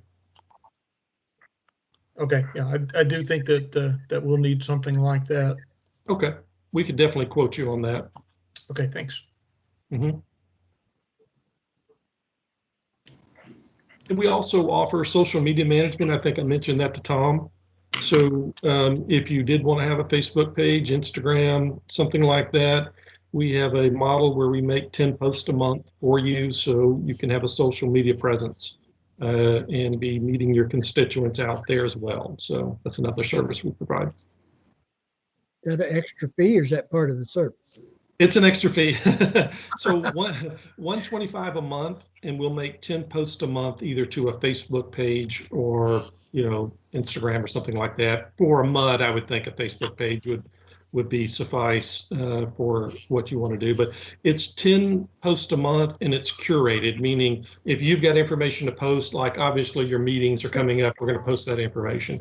But let's say you don't have 10 of those type of items per month. We're going to curate the content to make up the 10 posts. What do I mean by that? It's going to be, we're going to curate articles about water conservation, Texas laws that are affecting MUDs and things like that. We'll go find that content, curate it to your specific need, and post it for you. So you've always got timely content. Okay. Anyone else have questions? No, it's pretty all inclusive. Yep. Yeah, I don't, with Shannon and Money, that's the only two I know that are out there. Are there any representatives from Rural Water or Hot Dog Marketing online tonight?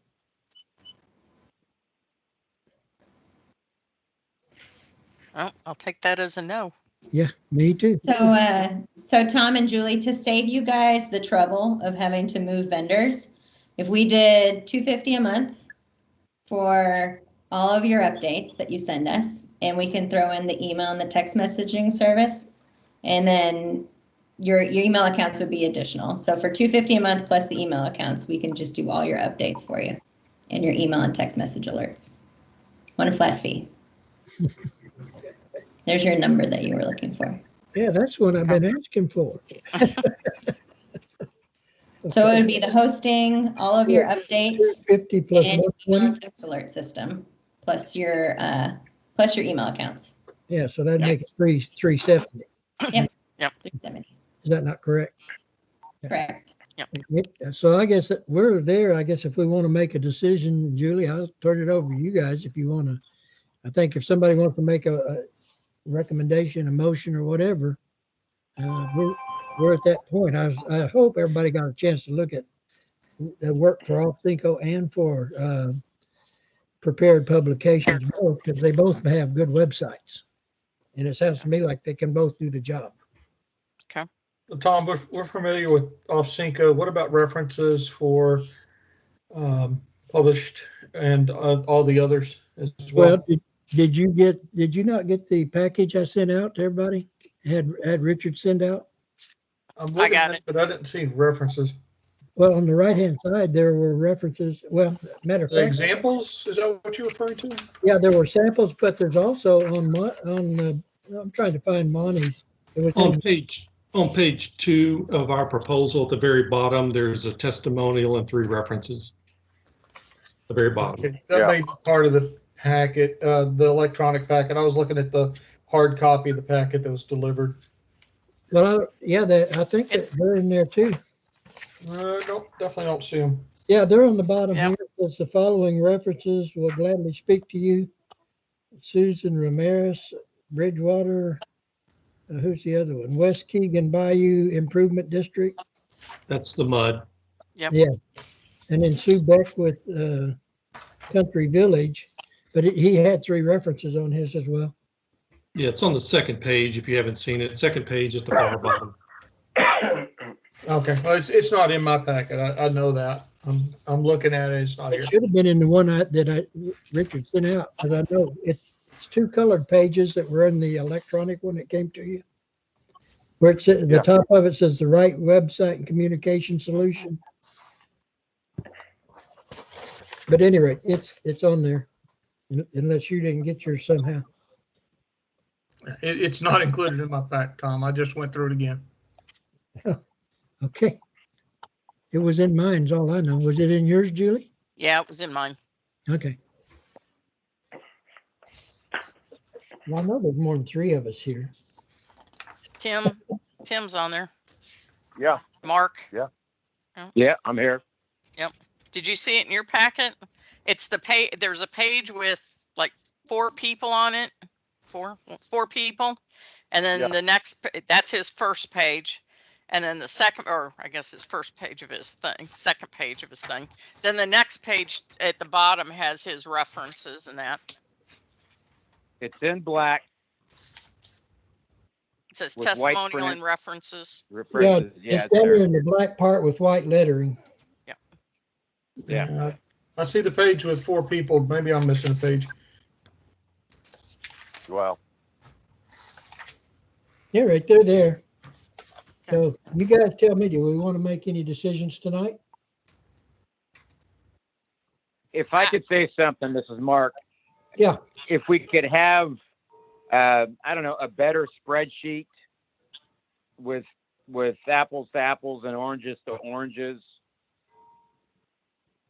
How could I don't know I'm what else I looking can at put it. in. There's a lot of information in there, and it's a good spreadsheet, Tom. But I mean, what more you know, information? some can of I them, put? you know, one it says quote received on phone, very similar to off Cinco, but that doesn't tell me a lot. That's just my comment. Hot Dog and Off Cinco basically were the same, except for maybe some of the pricing.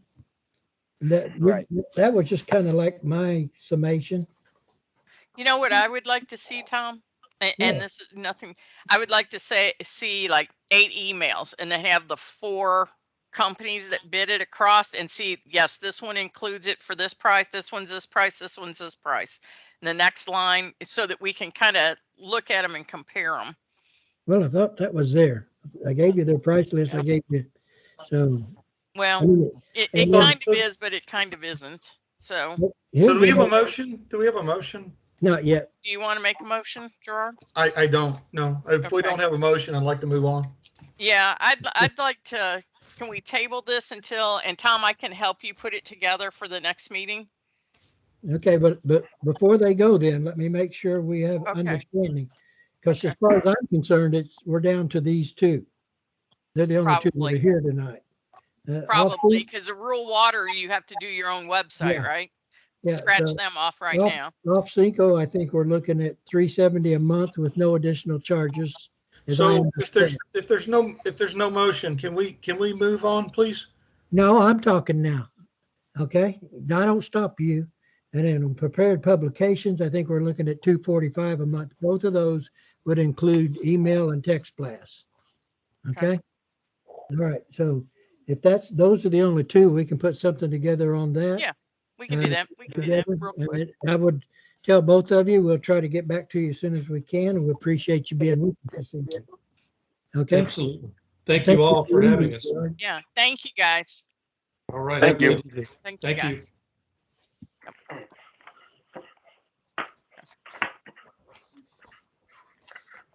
All right, Tom, when I get back, I'll help you with that. So, okay, moving on to, are you good with that, Tom?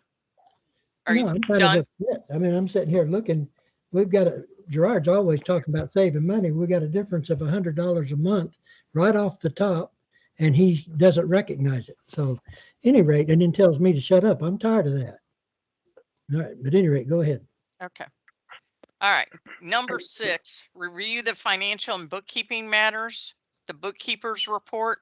Do we have any questions on the bookkeeper's reports? Richard, if nobody else does, I have one question. The cruise tax, is that a final bill or is that a partial bill? That's the final. That's the final. Okay. On the Yeah, I was bookkeeper's gonna ask report, about I that, would too. like to thank Richard for the work that he did to get the legal breakdown for the different categories. Thank you, Richard. Oh, you're welcome.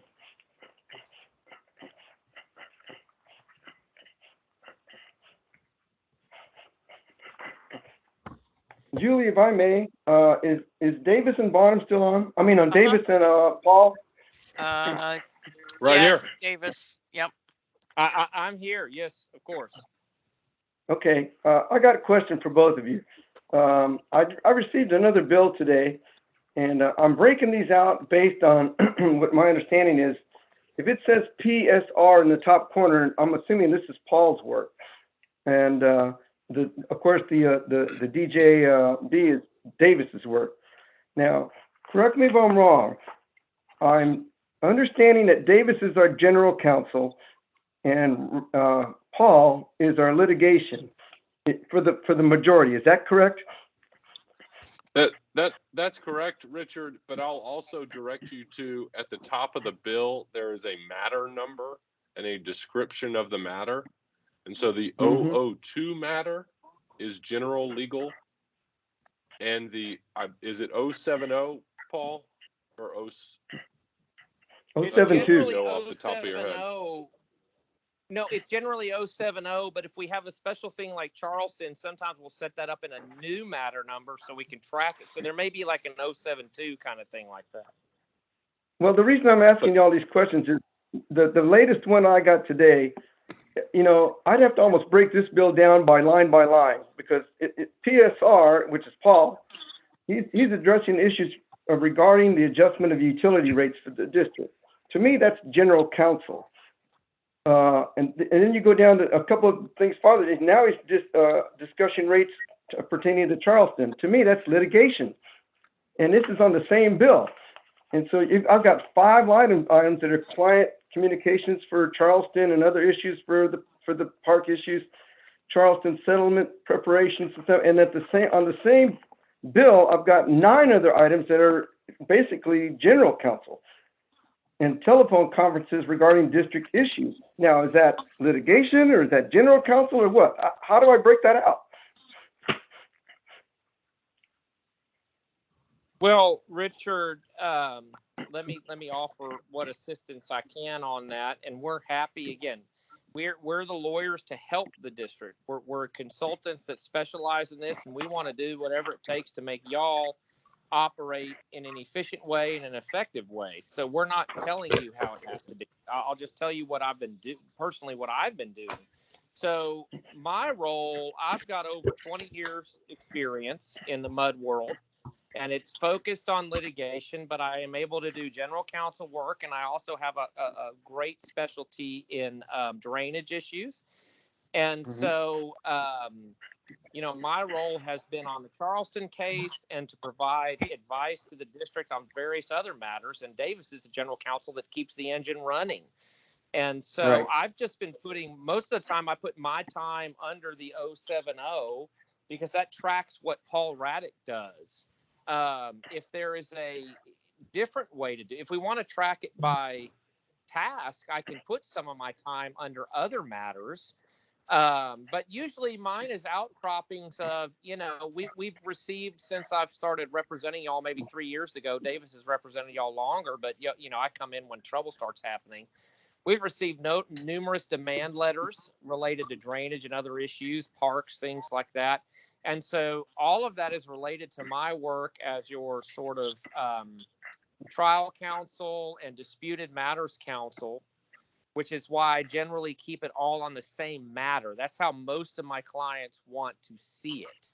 But if there's a different way we need to do it for you guys, we're totally happy to do it. Okay, it's just, you know, since I'm having to break it out now, I'm trying to make sure I code it right, because now I've got it broke out with the audit, with the bookkeeper, and I have to know how to code this thing. Yeah, and I get that, Richard, and I don't think, again, I'm happy to change how we're doing it, but basically what I've done is track, you know, the assistance I provide the district, and Davis tracks the assistance he provides the district. And that's why we have the different matter numbers, so that you can see we're not billing you for the same things. That's basically how this started. And so I think that what I'm really hearing is that you're wanting to do a good job, and I just don't think we should overly worry about it. You can, you know, a lot of our work sort of cross-pollinates. And so when I'm giving advice on drainage matters, which is something I do a lot and I'm very good at it, that is general counsel work and litigation counsel work, because I see it from the eye of what we need to do to help the district and its constituents, and how do we also protect the district in a situation, for example, where we don't have the money to fix everything we think we need to fix. So I think that, you know, subject to the board's input here, I mean, I just think we're taking it a little too, I don't want to use the word seriously. I don't know a better word right now, but my time can go on any of those. It really cross pollinates. So Richard, I would just say, pick one, use your judgment, but don't worry about it. It's not a test. No one's going to come and say, hey, Richard, why'd you put this on litigation, not GC, or vice versa? I don't think that's the whole purpose of this. Julie, does that sound about right? It sounds right to me, but I think we had a board member that wanted it broken down by what everybody was doing. So I think that's where Richard got it. He's getting a request from a board member. Well, it's got basically Gerard wanting it broken down. Thanks for calling me out on that, Julie. No. Well, you're on recordings for the last 3 meetings. Well, and I want all of the board to be satisfied with this, and so it honestly it costs. I'll say it in maybe a different way. It costs y'all more money, or at least it's less efficient, if I have to, in the middle of a conversation, okay, now I'm transitioning to my general counsel hat, so I better put this time over here. I'm just doing my best to be efficient and minimize the cost to the district. And I think you can go off of the words in the entry and just, pick the one that fits best, Richard. That's what I would say. Just pick the one that fits best. If Gerard is happy with that and everyone else is happy with it, I think that's good enough. I think the idea was just to track categories of spending, but it's not a test. No one's going to say, why is this in the wrong category? So I would read the entry and see which one it makes sense to you for the internal purposes and put it there. And I'm keeping track of it the way we've always kept track of it, so that y'all can see bills from our firm that tell you why we think we're doing what we're doing for you. We want to only do work that you think is helpful. If you tell us at some point, don't do this, we won't do it. We may tell you we think you should, but I put it down in the way that I think makes the most sense. And if you categorize it after that, feel free to just pick a category, Richard. No one's going to come behind you, I don't think, and say you did it wrong. Yeah, Paul, okay, no problem. I don't have any problem with that. I think the preponderance of your work that you do, and tell me if I'm wrong, but the preponderance of the work that you're doing is around litigation. There might be some for general counsel with consultation on drainage, but most of what you do, right, is for litigation. Yes, and that's what we're trying to do. No, that's right, Gerard. That's why it makes sense to, at least to me, why I keep it the way I do. Most of what I do revolves around the Charleston condemnation and the demands and other things that the citizens, the CIA, and others, East Plantation, put on the district. And so that's the bulk of my work. And then I'm able to give you the benefit of additional advice on other areas by my involvement. But it's the vast majority is litigation or whatever, responding to letters, that kind of stuff. That's what I do. You're correct on that, Gerard. Richard, go ahead. Okay. I think I jumped in right before you. Go ahead, Richard. Okay, so I think that what I'll do is if I see the PSR in the corner, I'll just categorize that as litigation, because that's the general term you're using for not only Charleston, but other areas that I can see now a little bit more clearly as to how it would work. But it would still fall into that category of litigation on whatever, the drainage subject or whatever. So I'll keep doing it that way. I think that's right, Richard. Okay, no problem. I got it. Thank you. Yes, sir. Of course. I've got a comment about what was one of the things that was just mentioned about the way the billing is stated. Telephone conferences with board members. I think that we need to, as a way of reducing the cost that we've got, that we need to have one person on point that deals with the attorneys, rather than every one of us having the ability to contact Davis or Paul at any given time. I know I never call them. I don't, I send them an email on occasion or a text message maybe, but I never call them. And I know that obviously based on the bill, we've got teleconferences with board members that are going on, and I think we need to narrow it down to Julie being the key point person. If I've got a question about something, I give it to Julie, and she can contact the attorneys to get it answered. I agree with you, Mark. That's the right way to do it, but I can't understand how all this breaking this down in the time we're spending is going to save us any money. It just seems to me like it's costing us money.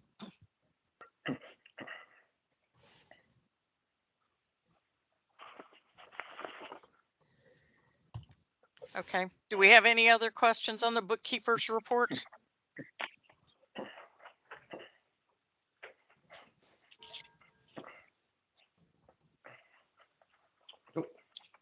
Nope. Okay. Tax assessor collectors reports. Any questions on it?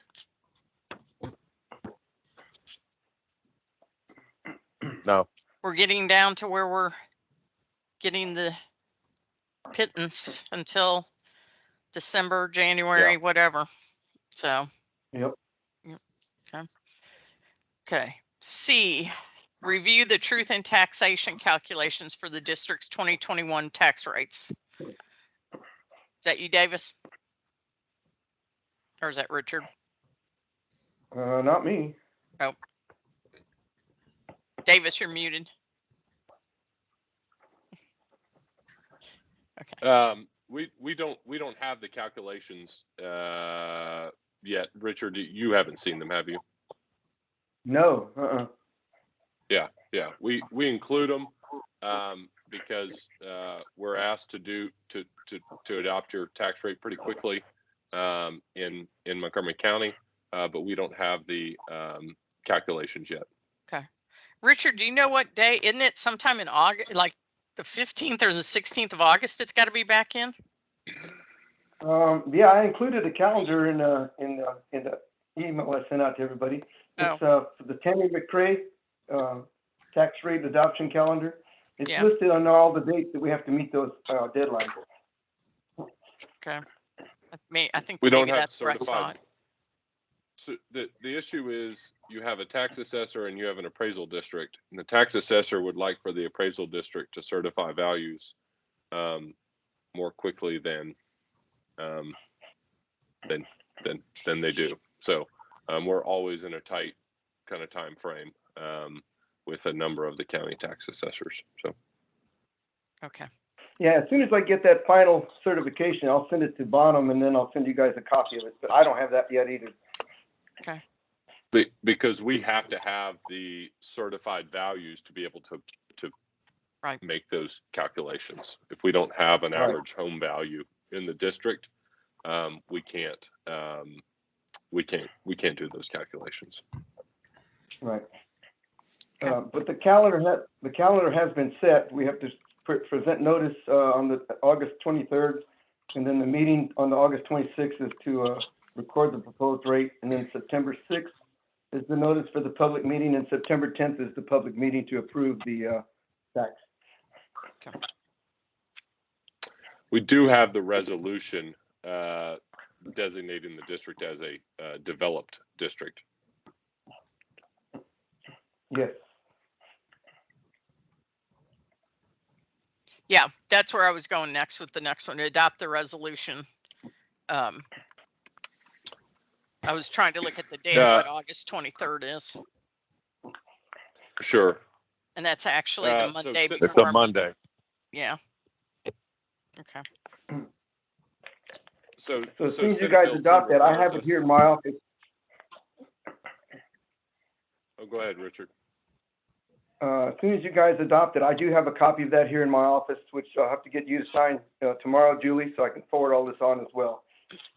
Okay. Davis, do you want to explain what it is? Sure. So Senate Bill 2, the kind of high profile tax bill that passed recently, or I guess in the not most recent legislative session, but the one prior, requires the board to make a determination as to the status of the district, and a developed district is classified as a district that has financed, completed, and issued bonds to pay for all lands, works, improvements, facilities, plants, equipment, and appliances necessary to serve at least 95% of the projected build out of the district. So to the best of my knowledge, the district is as developed as it's going to get. And therefore, under Chapter 49 of the Water Code, you would be considered a developed district for purposes of your tax rate adoption. Okay. Do we need to have a motion to adopt that resolution? Yes, ma'am, that's correct. Okay. Does somebody want to make a motion to adopt the resolution that we are a developed district? And do I have to do this in 3 steps? No, Okay. you can just say motion. Okay. You want to make a motion for those? I'll make that motion. Okay. All right. Yeah. Do I have a second? I'll second it, Mark. Okay. Mark seconds it. All in favor? Jim, aye. Mark, aye. Gerard, aye. Julie, aye. Tom, you can vote? Yeah, I guess I vote aye, but can we change it if we need to in the future? From developed to developing? There's some possibilities that I've heard in the last few days that it's not totally developed. So well, if there's some information that that we should be aware of, that we should take into consideration, I mean, it is possible for that classification to change. Okay, so if we need to determine that there was, yeah, that's right. Okay, that's then right. my eye stands. So, okay, because he said 90%. Have to work with the facts as we have them now. Yeah, 95%. 95%. So that's kind of where we are. The difficult part is it obviously limits your ability to. It's based around, the concept is to limit your ability to raise your effective tax bill. My thought was simply around the comment made by the owner of the current owner of the golf course. Oh, in this last week. So. I'll tell you, and I don't want to get in the weeds, and I know we're a pretty good ways into this meeting, but I've always understood that the vast majority of that golf course was in the floodway. But that's maybe an engineering question. You totally are correct, but look at Mosswood. You're putting trailers into Mosswood, and it's in the flood, which I can't believe. I can't believe they gave them permits or whatever. We just for purposes of the classification, we generally deem land in the floodway as undevelopable. So, I agree. yep. So Tom, what's your vote on this? I already voted. Oh, did you How say did you yes? vote? Yes. Okay. All right. So we Okay. have 5 yeses. Okay. All right. Update the tax code section 26.18 compliance. Are we waiting Just on the? ask for No. authorization to complete the annual or to complete the filing. Okay. Okay. And we can't do that yet till we get everything from the tax assessor in the county appraisal district. Is that correct? No, your 2618 filing is something that's done about 5 times a year. Oh, Whenever any information changes. So budget adoption, audit, any sort of general information. That's that new kind of, I'll call it financial posting that we do on your website. Okay. That has all of the kind of general information about the district. So got it. Okay. we help compile that. And then it's that information is included on your website. So we just ask for your authorization to compile that on your behalf because it does need to be updated, as I said, on a pretty regular basis. So Okay. All right. Do I have a motion to allow Smith Murdaugh Bonham to update the website as need be to keep us in compliance? and that's just to be I'll clear, make it's that your motion. 2618 filing. Compliance. Yeah. Yep. I'll make that motion. Okay. Do I have a second? Mark seconds. Okay. All in favor? Aye. Aye. Aye. Jim, I. Julie, aye. Okay. Review of the investments. Richard, can't you find anything that's making any money? Yeah, not anywhere around here, that's for sure. Yeah. Maybe in Israel. Pork bellies. Pork bellies. Pork bellies. Plastic. No. Plastic. I'd say lumber and Right. metal, but they're on the way down now. So. Yep. All right. Any questions on the investments? All right. Review of the payment of the bills. I'm assuming Tom is signing this starting this month, Richard? Yes, ma'am. We have that Yes, okay? ma'am. I've already changed everything over, so Tom is the official signer. Okay. Okay. So, Okay. Tom, I'll need to see you sometime tomorrow morning too, Tom. All right. And we confirmed, for the record, we confirmed that that the resolution that the board had executed previously authorized, any individual board member to sign. So. Okay. It's all yours, Tom, tomorrow. All right. Any questions on the bookkeepers, financial and bookkeeping before we move on? Do we authorize, I guess we have to adopt a motion authorizing Tom to pay the district's bills tomorrow or whenever? Yes. Okay. Yes. All right. Do I have a motion to authorize Tom to pay the district's bills? I'll make that motion that we pay the bills. Including the fine. Don't forget that one. So. Including okay. the fine. That's right. Immediately. That's right. So do I have a second? Mark seconds. Okay. All in favor? Mark, aye. Jim, I. Tom, aye. Gerard, aye. Julie, aye. Okay. Review the administrative reports. Guess that's you, Richard. Okay, the only thing that you guys got in your packet was the systems totals report. I didn't get a chance to do the manager's report because things changed and I haven't finished some other reports yet. The systems totals report's pretty cut and dry. Our production is down right now because of all the rain we've had. And I know for some of you that are looking at that, we got a minus 4.5%. That's only because of the month that we had to estimate. It'll catch up next month. And then we'll be back to normal. But everything else is doing fine. All the plants are running fine. No problems, no issues. And they're all within tolerance. Okay. So We're how still come ready for a hurricane. Yes, sir. So can I ask, how come the number of accounts with no usage is going up? Those are the ones that are in turn-off mode. Well, yeah, I know, but are we having houses that, like, are they rental properties? Are they houses for sale, or are they houses that are abandoned or whatever? It's a combination. Most of them are the ones that are for sale. They're just sitting there empty. Okay. That mean there's 111 houses in our district sale? that's vacant, basically. Yeah, that's what it means. If there's 111 that don't have water.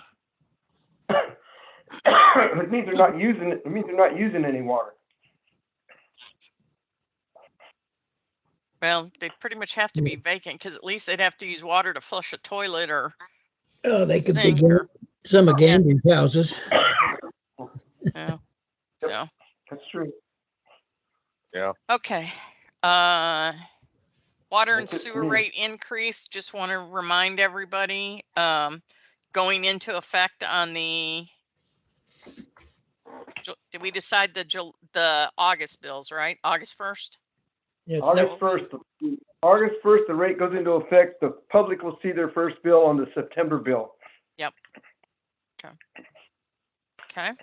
Oh, is it the September bill? I still think, Julie, different. No, go ahead. it's a September bill because it was too late to do it for the July reading. So it had to be the August reading, which is the one that is due in September. That's what I kept trying to tell y'all. Well, I got through reviewing the minutes, and it said August billing. Well, it is. It's the August billing that's due in September. That's correct. Okay, so due in September, but it's the August billing. All right. Correct. Okay. Right. Correct.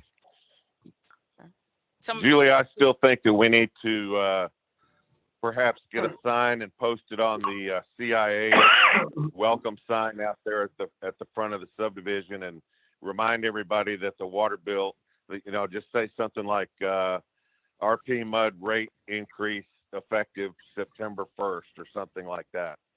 Richard had a stamp made up. I'm going to give it. Yes. I'll turn it over to you, Richard. Go ahead and tell them about it.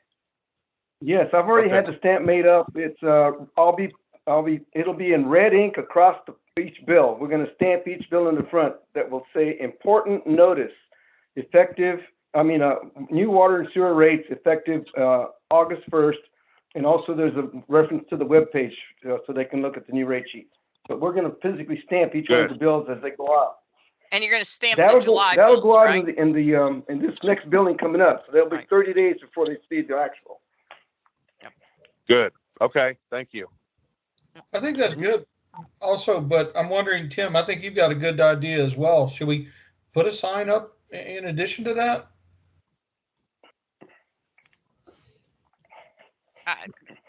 I'm in favor of it. My thought is, if they can't read the website, they can't read their bills, are they going to read a sign? How many people said they didn't know about the bond election because they didn't see 9,000 signs that were around the subdivision? Mm-hmm. That's true. I don't think we need to spend the money to buy I them. don't think so either. Mark, any thoughts? No, I just think go with it. Just go with the stamp on the bill? People can complain, but you put it out there, they should see it. Yeah. Okay. All right. If somebody wanted to put a notice on one of the social media sites to check the website, I don't guess that would hurt. It's already on the website too. Yeah, I know. If somebody wants to put it on Facebook or on Nextdoor, y'all are welcome to do that if you want to. So I don't want to be the one to do that. I don't mind. So I'm with you, Gerard. I'm with you. just remind me when I get back. So Okay, preparation of meeting minutes. Gerard, you're working on that? Or Yes. do we need to discuss? Yeah, is that going to be a standing item on the agenda? Just ask me No. that. No, I don't know who put it on here, so I left it on there. I just didn't know if there was anything else to be discussed, and I'll I don't see any reason to keep it on there unless anybody wants to see it again. So all good. All right. Number 9, settlement agreement. Do we need to go into executive before that? I don't know if there's any news. Paul, Davis? Yes, I have news, and executive is preferable, and it's consistent with the statutory authorizations we have. So we should do that. Okay. All right, everybody, we will be back. We are going to executive session. Hey, Tom and Tim, just before we jump out, I did notice that when we went to executive session last time, you guys' video was up and running throughout the general session as well. So it was recorded with you two guys. There was no audio, but you had video running. So, I mean, it's almost like you were broadcasting the executive session. It's on a recording.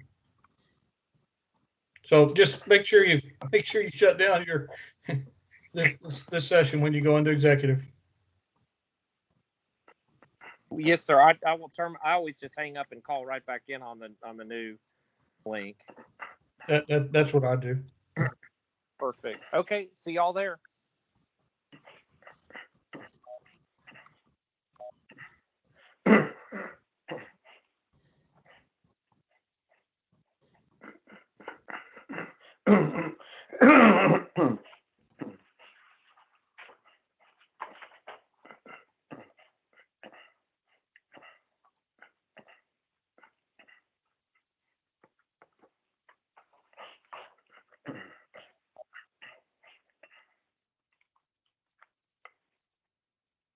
For you.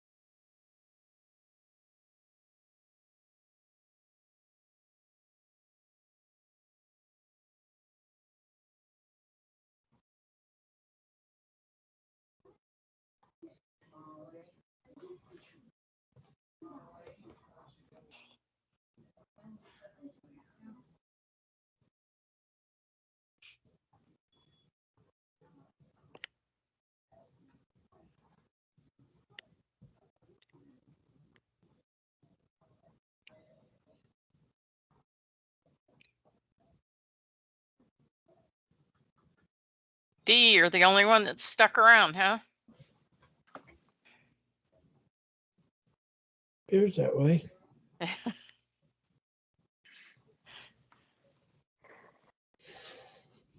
If she would All unmute right. the mic, she can tell me if she can hear me. Yeah, I know. I see Gerard and Tom and myself. I don't see Tim or Taylor's on. I don't see Jeff is Tim or on. Mark. Yeah, you're right. They're both missing. Yeah.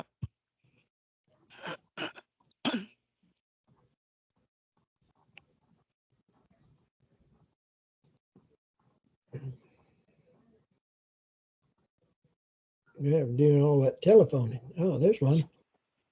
There's Two. somebody. Two. Yeah. That's what we were looking for, was two more. Yeah. Mark's up. Okay. Tim's here. Okay. Okay. We are back in general session and we have all the board members back. And do I have anyone that wants to make a motion? I make a motion. Okay. What's your I make a motion? motion that we authorize the attorneys to accept the modified settlement agreement for Charleston. Okay. Do I have a second? I'll second. Mark this second. one. Mark. Okay. All right. All in favor? Mark, aye. Tom, I. Gerard, Tim, aye. I. Julie, aye. 5 in favor. Okay. And oh. Julie, can I just Yes. add? This is Paul Raddick. Just obviously the way that's stated, just want to make it clear on the record here that it's subject to further negotiation on some of the finer points, but we're talking about a basic settlement framework. Okay. Okay. All right. Next thing on the agenda is pending business. Do we have any pending business? The one Oh. item that I think we do need to discuss is August 16th is the deadline to call a bond election. And so I think I have your meeting, your normal kind of meeting date is August 26th. 6th. So the question is, do you want to move the regular meeting up? Do you want to have a special meeting to discuss calling a bond election? And if so, when would you want to have that meeting? So I think we Can we need, have a well, special meeting, say August 2nd? yeah, I would suggest we have a special meeting to make sure that we're either all on board or all off board or Yes. Okay. whatever. If you want to save money, just move up your regular meeting. You don't have to have two meetings next month. Well, but you'd have to move it up to like the second, well, so you'd have to move it up to like the 12th. And everybody would have to have their mind made up at that meeting. Yeah, we haven't even seen proposals yet, right? Yeah. Is there proposals that are, is there a proposal that's in the works? And if so, who's working on that? Not me. I'm not working on it. Truthfully, I'm Gerard, kind of working on it. my thought was that everybody would kind of go look at the numbers and sharpen their pencil and think about what they thought was a reasonable number based on however they prefer to look at it, and then we just kind of try and hash it out at a meeting, unless someone has an alternate proposal. But it sure seems like everybody has a little bit different way of looking at it. Yeah, I'm I open do to think we need a suggestions. meeting. I agree, and can I just add that I'm going to need to bring back to the board a final document to sign. Like, I can't sign a final settlement agreement right on Charleston until y'all see the actual document. And if you move the full meeting up, you're really cutting close my ability to do that. So I hate to say that, but I think you're going to need a special meeting on the bonds or you could do the regular meeting, and if we're not done by then, we could have a special meeting on the settlement. But I don't think we can get out of a later meeting in August. Yeah. I think the special meeting for the settlement would be a better option. And we have That's our regular fine. meeting moved up. Okay, that's fine. Yeah, whatever we need to do, I'm happy to accommodate. Yeah, I mean, And I that think we makes need a sense. special meeting for the bonds to discuss it and see where we're at and where everybody's going, Okay. or if we're going. I mean, if we're all coming in with opinions, I'm not trying to beat up on Taylor, but hopefully I'll get that findings list. That would really help me going into the meeting, and probably help some other board members going into the meeting. Agreed.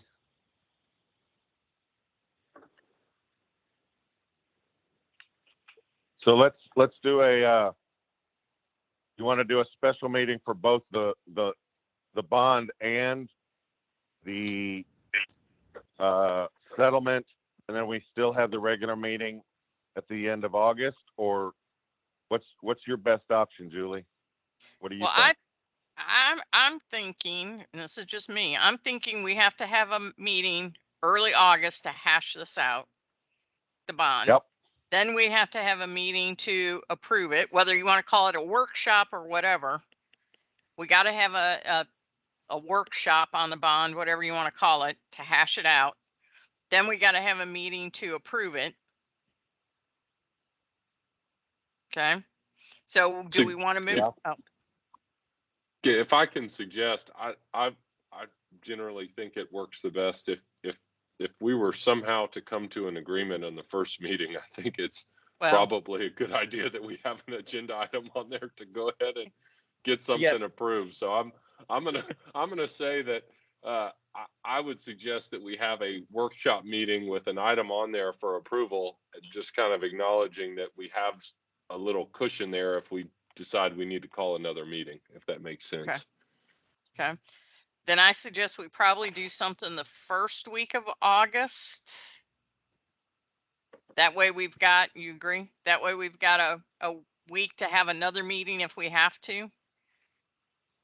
So you want to do it like Julie, Thursday the 5th? Yeah, I think that makes sense. Yeah. I think that's a good idea. And Davis, this is more internal, but subject to the board confirming they want to do this. We'll have on this special meeting and whatever the next 2 to 3 meetings are, the potential bonds and potential. Oh, we lost you. You can approve Breaking up, it. Paul. Yeah, we didn't hear you. Oh, sorry. Oh, shoot. Give me just a second. Okay. Can you all hear me? Is that okay? You're just saying the settlement agreement on there as well, right? As well, because if I have a deal by August 5th or whatever, let's approve it. If not, we'll kick it to the next meeting. But if it's on the agenda, we can approve it. Yep. Okay. Good idea. Okay. All right. So is that a good date for everybody? August 5th? Julie, I'm going to be out of state through the 17th of August. Okay. So I'm unavailable. Okay. So well, we can still, for the workshop, You guys have 4 people. Yeah. So Are you going to have a country proposal? or just out of state? What's that? I'm going to have a proposal. I'm going to have a proposal put together. Yeah, but I'm asking if Mark's going to have any input, because we may want to do it virtually if he wants to have some input into it. Well, I doing it virtually because I'll let me be the problem. I mean, you can always have a physical location and do virtual. I'm also going to be traveling the first week of August, but I can Zoom in or Teams into a meeting as well. So okay, I think we ought to plan on doing at least a combo. Okay. And then when we have our regular meeting, we'll go to, I know everybody's wanting to go virtual or go to in-person meetings again. I've been getting emails and that from people. So go ahead, David. September 1's the drop dead on that anyway. So Yeah. after September Yeah. 1, we got to be back to meeting in person. Yes. So Okay. All right. So I guess everybody put August 5th for the, whatever you want to call it, workshop, whatever you want to call it. And then the 12th, if we don't come to an agreement or we don't vote on something on the 5th, then we'll have it on the 12th. Julie, just a second, looking for another option. If I understood right, it's, Mark, was that you that's not available basically in August? Or was that Paul? Well, yeah, through the 17th, and I think Paul said the same thing, but yeah. What if Yeah, we tried I'm to gonna meet be out of state, late but in, I will be available. what if we tried to meet late in July to have the working meeting? I'm basically leaving tomorrow, and I'm going to be Okay. gone through the August 17th. Okay, all right. Mark, got you. Mark, are you going to be out of the country or just out of the state or just totally out of pocket? State. Well, I'm in training, and I don't know when my sim schedules are. I know I'm going to be. Oh, okay. All right. I mean, but it's So it's not a vacation. No. I'm Okay. I'm changing airplanes, and they make me go to school for that. Good idea. I kind of we're agree no with that. offense, but we're glad they do that, Mark. Yeah. Well, I kind of figured you guys would like that. Yeah. Yeah. We want you to know the finer details of the plane you're flying. That's it. I will add, Mark, that my sincere hope here is if the board does decide to move forward with anything, that it is unanimous. And I think that it's important to come to a unanimous position of some kind, and hopefully we can come up with some sort of means of reflecting or representing that to the community, when the time comes. So hopefully that's something that you can participate in, even if you're not able to, attend the meeting, and obviously for completely understandable reasons. So, and I'm all for a bond issue. I mean, there's no. I thought the last one was like Gerard said, was just they were asking for too much at one time. But yes, we. So we already have a yes. Huh? No. Listen, we're not voting today. I just wanted to kind of get that on the record. But I think that's what we should all work towards. So I'll be able to get texts and phone calls, and if the timing's right, if I don't have a sim, if I have a morning sim and it's an afternoon meeting, I can join in. But right now, Perfect. I can't tell you anything more It than makes perfect sense. So Mark, Makes perfect sense. let me ask you this. I mean, so we've been meeting at 6:30. Do you think it would help your ability to attend if we moved it till 7:30? No, because my sims, some of them start at 8 in the morning, and I have some of them that start at 4 in the afternoon. I mean, it's just Okay. So an hour is not going to make any like difference. I said, Okay. I mean, as the time gets closer and I get a hard copy of my exact training schedule, I might be able to say yes or no later or earlier. But right now, I can't say. Too soon to know. Too soon to know. Well, so we could set a tentative date. Could we move it based on Mark's schedule as we get closer to the 5th? And he knows the schedule? I'm fine with that. I think that's a good idea. Yep, I'm good with that. Yeah, Mark, if Okay. if at the end of the month you have some information, or as soon as you have it, we'll I think it makes all the sense in the world to try and accommodate so everyone can be on. So that'd be great. All righty. Yep. I just can't do, I will tell you, I just can't do the second Tuesday of the month because I have a fire department board I sit on that meets on those nights. Well, that would be the 9th, I think, or 10th. The 10th. Yeah. Let's plan on the 5th then. Okay. Good day on At the 6:30. So we'll plan on the Okay. 5th at 6:30. Okay. Okay. Sounds good. Okay. All right. Do I have a motion to, wait a minute, did we go through everything? Do I have a motion to adjourn? I'll make that motion. Okay. Do I have a second? 10 seconds. See you guys in August. All right. Good night. Okay. Good night. Thank you. travel safe, All folks. right. Bye-bye. Well, All right, yeah, good night. that's true. Bye. Bye. Bye now.